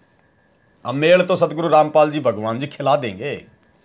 संत रामपाल दास जी महाराज का जन्म, अब देखो इतना सब कुछ क्लियर हो गया, उसके बाद भी लेखक क्या लिख रहा है? संत रामपाल जी महाराज जी का जन्म। संत रामपाल दास जी महाराज का जन्म श्री नंदराम जाट के घर 8 सितंबर 1951 को गांव धनाना, जिला सोनीपत, उस समय जिला रोहतक में हुआ, जो वर्तमान हरियाणा तथा पंजाब प्रांत मिलकर उस समय एक ही पंजाब प्रांत था। परमेश्वर कबीर जी ने भी कहा था कि जिस समय कलयुग 5500 वर्ष बीत चुका होगा, मैं गरीबदास वाले 12वें पंथ में आगे स्वयं ही आऊंगा। भाइयों और बहनों ध्यान से पढ़ना, हमारे विश्वास को दृढ़ करेंगे ये बातें। क्या लिख रहा है यहां पर लेखक? परमेश्वर कबीर जी ने भी कहा था। किसने कहा था? परमेश्वर कबीर जी ने, कबीर भगवान ने। कब? 650 साल पहले। किसको? धर्मदास जी को। क्या कहा था? परमेश्वर कबीर जी ने कहा था कि जिस समय कलयुग 5500 वर्ष बीत चुका होगा, मैं गरीबदास वाले 12वें पंथ में आगे स्वयं ही आऊंगा। कबीर जी कह रहे हैं कि गरीबदास वाले पंथ में आगे चलकर मैं कबीर स्वयं आऊंगा। तो कबीर जी की वाणी कभी झूठी हो सकती है क्या? क्या कबीर भगवान कभी झूठा आश्वासन दे सकता है क्या? संत वचन पलटे नहीं, चाहे पलट जाए ब्रह्मांड। तो आज कबीर भगवान ने ही आना था, और कबीर भगवान ही संत रामपाल जी के रूप में आए हैं 12वें पंथ में। परमेश्वर कबीर जी ने कहा था कि जिस समय कलयुग 5500 वर्ष बीत चुका होगा, मैं गरीबदास वाले 12वें पंथ में आगे स्वयं आऊंगा। यानी कबीर जी ने यह पक्का आश्वासन दे दिया, ये वाणी में लिखा गया। अब यदि कबीर जी नहीं आते हैं स्वयं 13वें पंथ को चलाने के लिए, तो कबीर जी झूठे साबित हो जाते हैं, झूठे। और भाई झूठे भगवान की भक्ति धरती पर कौन करेगा? इसलिए कहते हैं संत वचन पलटे नहीं, चाहे पलट जाए ब्रह्मांड। परमेश्वर ने कहा था 12वें पंथ हम ही चलावें, सब पंथों को मिटा के एक पंथ चलावें। तो आज दुनिया के सभी पंथों को अपने तत्व ज्ञान से कौन समाप्त कर रहा है? सतगुरु रामपाल जी। तो कौन हुए सतगुरु रामपाल जी? खुद ही कबीर परमात्मा। मैं गरीबदास वाले 12वें पंथ में आगे स्वयं आऊंगा। संत गरीबदास जी द्वारा मेरी, किसकी? कबीर परमेश्वर की महिमा की वाणी प्रकट होगी, तथा गरीबदास वाले 12वें पंथ तक के साधक मुझे आधार बनाकर वाणी को समझने की कोशिश करेंगे, परंतु वाणी को ना समझकर सतनाम तथा सारनाम से वंचित रहने के कारण असंख्य जन्म तक सत्यलोक प्राप्ति नहीं कर पाएंगे। हमारे दादा गुरुजी जो कि 12वें पंथ में थे, एक परंपरा के तहत आ रहे थे। दादा गुरुजी के पास में सारनाम नहीं था, सतनाम नहीं था। दादा गुरुजी को सतनाम और सारनाम सतगुरु रामपाल जी, कबीर परमेश्वर जी ने दिया था। परंतु वाणी को ना समझकर सतनाम तथा सारनाम से वंचित रहने के कारण असंख्य जन्म तक सतलोक प्राप्ति नहीं कर पाएंगे। 12वें पंथ वाले सतनाम और सारनाम से अपरिचित रहेंगे। फिर क्या कह रहे हैं, उसी 12वें पंथ में, उसी गरीबदास वाले 12वें पंथ में, उसी 12वें पंथ गरीबदास जी वाले पंथ में मैं कौन, परमेश्वर कबीर जी ही स्वयं चलकर आऊंगा। तो कौन आए हैं 12वें पंथ में? 17 फरवरी 1988 को 12वें पंथ में लीलामय रूप से हमारे दादा गुरुजी को निमित्त बनाकर किसने नाम दीक्षा ली? सतगुरु रामपाल जी ने ली। 12वें पंथ में उस कबीर परमात्मा ने अपनी वाणी अनुसार 17 फरवरी 1988 को एंट्री की। आदरणीय रामदेवानंद जी को अपना मुंह बोला गुरु बनाकर। उसी 12वें पंथ गरीबदास जी वाले पंथ में मैं परमेश्वर कबीर जी ही स्वयं चलकर आऊंगा। संत रामपाल जी जोर देकर लिख रहे हैं, बार बार कोष्टक में कबीर परमेश्वर लिख रहे हैं ताकि हमें दृढ़ विश्वास हो सके। क्योंकि गुरुजी खुद नहीं कहेंगे कि मैं कबीर हूं, मैं कबीर हूं, मैं कबीर हूं, वरना फिर इतना ज्ञान देने का फायदा क्या अगर हम इतना भी नहीं समझेंगे तो बार बार कोष्टक में गुरुजी संकेत कर रहे हैं कि मैं का मतलब परमेश्वर कबीर जी ही स्वयं चलकर आऊंगा। तब संत गरीबदास जी द्वारा प्रकट की गई वाणी को मैं कबीर परमेश्वर प्रकट होकर समझाऊंगा, प्रकट होकर समझाऊंगा। लेखक की तरह मां के कोख से जन्म लेके नहीं समझाया जाएगा। कबीर परमात्मा प्रकट ही होते हैं, वो किसी मां के गर्भ से जन्म नहीं लेते। तो खुद कह रहे हैं कबीर परमात्मा कि गरीबदास जी के 12वें पंथ में आकर और गरीबदास जी के द्वारा लिखी गई वाणी को मैं कबीर परमेश्वर प्रकट होकर समझाऊंगा। तो भाई 1994 से गरीबदास जी के सदग्रंथ साहिब के ऊपर ही गुरुजी सत्संग कर रहे थे। सन 1994 से लेकर 2001 तक संत रामपाल जी ने गरीबदास जी की वाणियों पर ही खुलासा किया है पूरा। ये गीता, वेद, कुरान, पुराण, बाइबल तो 2000 के बाद में दिखाने शुरू किए। तो अपने वचन अनुसार, अपनी वाणी अनुसार कि गरीबदास जी की वाणियों को प्रकट होकर समझाऊंगा। तो 8 सितंबर 1951 को प्रकट हो गए और 1994 से वाणियों का खुलासा कर रहे हैं। अगर कोई कहे कि ये तो डाडी मूंछ वाले कबीर जी के लिए बात हो रही है, तो भाई आप लोगों के अनुसार वो डाडी मूंछ वाला कबीर तो 1997 में मिला था संत रामपाल जी को, और संत रामपाल जी 1994 से वाणियों का खुलासा कर रहे हैं। तो क्या वो वीडियो नहीं देखने चाहिए पुराने? क्योंकि उस समय तो संत रामपाल जी को आप लोगों के अनुसार कबीर जी मिले ही नहीं थे, तो संत रामपाल जी का तो ज्ञानियों खुला ही नहीं था। फिर संत रामपाल जी कैसे गरीबदास जी की वाणी को खुलासा कर सकते हैं भाई? तो मेरे भाई समझो इस बात को, ये कबीर परमात्मा खुद ही है संत रामपाल जी के रूप में, जो सन 1994 से गरीबदास जी की वाणियों का खुलासा कर रहे हैं। वो ग्रंथ, जिस ग्रंथ साहिब में दुनिया की सभी भाषाओं का समावेश है, दुनिया की सभी भाषाएं, अरे कौन खोल सकता है? वही खोल सकता है जिसने लिखी है, वही खोल सकता है जो खुद सृष्टि का मालिक है। इस दुनिया के किसी भी प्राणी को विश्व की सभी भाषाओं का ज्ञान नहीं हो सकता। जबकि 1994 से उसी सदग्रंथ के ऊपर खुलासा कर रहे हैं, उन्हीं वाणियों के ऊपर। रोहतक के सत्संग, काठमंडी के सत्संग, जींद के सत्संग सुनना कभी ध्यान से। परमात्मा ने गरीबदास जी की पूरे विश्व की भाषाओं से लबालब, अरबी, फारसी, चीनी, अंग्रेजी, हिंदी, सभी भाषाओं के शब्दों का समावेश है। और खोल कौन रहा है? संत रामपाल जी भगवान। तो विश्व की सभी भाषाओं को कौन जान सकता है? कबीर परमात्मा। तो कौन हुए सतगुरु रामपाल जी भगवान? खुद कबीर परमात्मा। उसी 12वें पंथ गरीबदास जी वाले पंथ में मैं कबीर परमेश्वर ही स्वयं चलकर आऊंगा। तब संत गरीबदास जी द्वारा प्रकट की गई वाणी को मैं, बार बार कोष्टक में गुरुजी लिख रहे हैं, कबीर परमेश्वर प्रकट होकर समझाऊंगा। इंद्रोमाई की कोख से जन्म लेकर नहीं समझाऊंगा।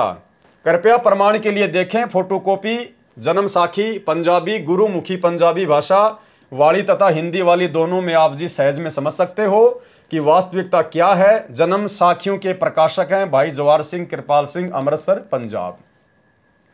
प्रश्न अब किसी ने सवाल किया भक्तों से। एक संस्कृत के विद्वान शास्त्री ने कहा कि आपके गुरु संत रामपाल दास जी महाराज संस्कृत नहीं पढ़े हैं। आप कहते हो कि उन्होंने श्रीमद् भगवद गीता का यथार्थ अनुवाद करके भक्तों को बताते हैं, ये कभी नहीं हो सकता। उत्तर क्या दिया? संत रामपाल दास जी महाराज के भगत ने उत्तर दिया, शास्त्री जी उसी को परमेश्वर का अवतार कहते हैं जो भाषा का ज्ञान न होते हुए यथार्थ अनुवाद कर दे, क्योंकि परमेश्वर सर्वज्ञ है। अब देखो यहां तो लिख दिया अवतार, सतगुरु रामपाल जी ने अपने आप को छुपा दिया। क्या कह रहे हैं कि उसी को परमेश्वर का अवतार कहते हैं जिसको भाषा का ज्ञान नहीं है, और फिर भी अनुवाद कर दिया। तो यहां तो सतगुरु रामपाल जी ने अपने आप को परमेश्वर का अवतार घोषित कर दिया, क्योंकि वो तो अपने आप को छुपाएंगे। गुरुजी तो अपने आप को छुपा कर ही ज्ञान प्रचार करेंगे। हर युग में इन्होंने ऐसा ही किया है। तो यहां तो परमात्मा ने अपने आप को छुपा दिया, और यहां क्या कह रहे? क्योंकि परमेश्वर सर्वज्ञ है। अनुवाद कौन कर रहा है? संत रामपाल जी। तो परमेश्वर कौन हुआ? सतगुरु रामपाल जी। क्योंकि परमेश्वर सर्वज्ञ हैं, अनुवाद कौन कर रहा है? सतगुरु रामपाल जी कर रहे हैं। तो क्या लिख दिया फिर आगे? अपनी स्थिति को स्पष्ट कर दिया, क्योंकि परमेश्वर सर्वज्ञ है, और जो सर्वज्ञ है वही सबका अनुवाद कर सकता है। उसको पढ़ने लिखने की आवश्यकता नहीं है। 650 साल पहले भी इसी कबीर परमात्मा सतगुरु रामपाल जी ने अनपढ़ की भूमिका निभाई थी। लोग कहते थे इसको संस्कृत नहीं आती, ये क्या जाने वेदों को, लेकिन ये तो परमेश्वर है, सर्वज्ञ है। इन्होंने तो एक झोटे राम को आशीर्वाद देके एक वैसे से, एक जोठे से संस्कृत के वेद बुलवा दिए। तो ये परमेश्वर क्या नहीं कर सकते? तो यह स्पष्ट कर दिया, सतगुरु रामपाल जी भगवान स्वयं परमेश्वर हैं, सर्वज्ञ है, क्योंकि परमेश्वर के अलावा कोई भी सर्वज्ञ नहीं हो सकता। सर्वज्ञ का मतलब होता है सब कुछ जानने वाला, जिसको सब कुछ ज्ञान हो। उन्हीं गुणों से युक्त उसका भेजा हुआ अवतार होता है। अरे कबीर जी कोई अवतार नहीं भेजते मेरे भाई, वह अवतार संत रामपाल दास जी महाराज जी हैं। भाई और बहनों, यहां पर जो ज्ञान है ना, ये जो लेखक है, इसने कहीं कहीं तो सतगुरु रामपाल जी भगवान का लेख उठा लिया, और कहीं कहीं इसने अपनी मनमुखी सोच से संत रामपाल जी को मां के गर्भ से जन्म लेकर आया हुआ मानकर अपने मते अनुसार इसने इस प्रकार की बातें लिखी हैं। तो हमने तो अपने मतलब की बातों को पकड़ना है। वह अवतार संत रामपाल दास जी महाराज है, और थोड़ी देर आगे दिखाएंगे आपको, थोड़ी देर बाद में आपको दिखाएंगे। लेखक खुद कह रहा है कि संत रामपाल जी खुद ही कबीर जी है, तो फिर अवतार कहां से आ गया भाई? वह अवतार संत रामपाल दास जी महाराज जी हैं। आप तो केवल वेदों और गीता के अनुवाद से अचंभित हैं। संत रामपाल दास जी महाराज ने तो बाइबल तथा कुरान को यथार्थ रूप में बताया है, जिसे ईसाई धर्म के वर्तमान के फादर व पादरी तथा मुसलमान धर्म के मुल्ला व काजी भी नहीं समझ सके। कृपया पढ़िए इसी पुस्तक के पेज नंबर 80 और 88 पर। कृपया देखें फोटोकॉपी जन्म साखी भाई बाले वाली हिंदी वाली के प्रश्न नंबर 305 की। जन्म साखी ये पूरा उसमें विवरण दिया गया है, जो नानक जी के रूप में कबीर परमात्मा बाला और मर्दाना को लेकर वहाँ गए थे। जो जन्म साखी भाई बाले वाली जो कि हिंदी में रूपांतरित है, उसमें पूरा लेख ये लिखा हुआ है। तो भाई और बहनों, आज के इस वीडियो में सतगुरु रामपाल जी परमेश्वर जी के आशीर्वाद से केवल इतना ही। आगे के वीडियो में और बहुत सारी सच्चाई और बहुत सारे गूढ़ संकेत, गूढ़ रहस्य सतगुरु रामपाल जी परमेश्वर जी ने हम भगत आत्माओं के विश्वास को दृढ़ करने के लिए लिखे हुए हैं। तो आगे की वीडियो में हम सभी भाई बहन सतगुरु रामपाल जी परमेश्वर जी के आशीर्वाद से उन गूढ़ रहस्यों को समझेंगे, पढ़ेंगे, जानेंगे, और अपने गुरुदेव भगवान की वास्तविक स्थिति के बारे में हम अपने अन्य भगत भाई बहनों को भी समझाएंगे, बताएंगे। क्योंकि आप और हमारे ऊपर तो परमात्मा ने ये जितने भी सबूत और प्रमाण जो अब दिखाए जा रहे हैं, इन सबको देखे बिना ही परमात्मा ने हम सत्सेवकों के ऊपर तो पहले ही दया कर दी। हमने तो अपने गुरुदेव भगवान को पहचान लिया, जान लिया, लेकिन परमेश्वर ने हमें सेवा दी है कि हम अपने भटके हुए भाई बहनों को, जो भाई बहन सतलोक आश्रमों के पीछे अंधे होकर चल रहे हैं, हम उन भाई बहनों को समझाएं, उनके समझाने के लिए सोशल मीडिया का सदुपयोग करते हुए वीडियो बना बना के उन तक भेजें। जो अच्छी आत्मा होगी, जिसके संस्कार अच्छे होंगे, परमात्मा ने जिन पे दया करनी होगी, वो आत्मा उधर सतलोक आश्रम मैनेजमेंट हरियाणा की कुसंगति से हटकर इधर साध संगति में सुसंगति से जुड़ जाएंगी और अपने गुरुदेव भगवान को कबीर परमेश्वर के रूप में पहचान कर मर्यादित भक्ति करके अपना आत्म कल्याण करवाएंगी। तो ये बहुत बड़ी सेवा गुरुदेव भगवान ने आप और हमारे ऊपर बख्शी है। इस सेवा के लिए गुरुदेव भगवान का जितना धन्यवाद करें उतना कम है। तो भाइयों और बहनों, जिस प्रकार गुरुदेव दास को प्रेरणा करते हैं, दास अपनी वीडियो बनाने की सेवा में कोई गफलत नहीं कर रहा है। इसी प्रकार आप भाई बहनों को परमात्मा ने ज़्यादा से ज़्यादा इन वीडियो को शेयर करने की सेवा दी है और अपने नए नए यूट्यूब चैनल खोलकर, फेसबुक के पेज खोलकर और दास के चैनल से वीडियो डाउनलोड करके अपने अपने चैनल पर अपलोड करने की सेवा दी है। तो आप जी ने बिल्कुल भी ढिलाई नहीं बरतनी है। ये सेवा का मौका गुरुदेव भगवान के बाहर आने के बाद में नहीं मिलेगा। आपको तिनका उठाने की सेवा भी नहीं मिलेगी, तिनका उठाने की भी। तो आज मौका है, जितना लूट सकें सेवा लूट लें। तो आज के वीडियो में केवल इतना ही। कल परमात्मा के आशीर्वाद से फिर से हाजिर होंगे रात्रि 9 बजे फेसबुक पेज पवन दास इस लाइव के ऊपर। तब तक गुरुदेव भगवान हमें आज्ञा दें, आशीर्वाद दें, इजाज़त दें। बंदी छोड़ सतगुरु रामपाल जी भगवान की जय हो।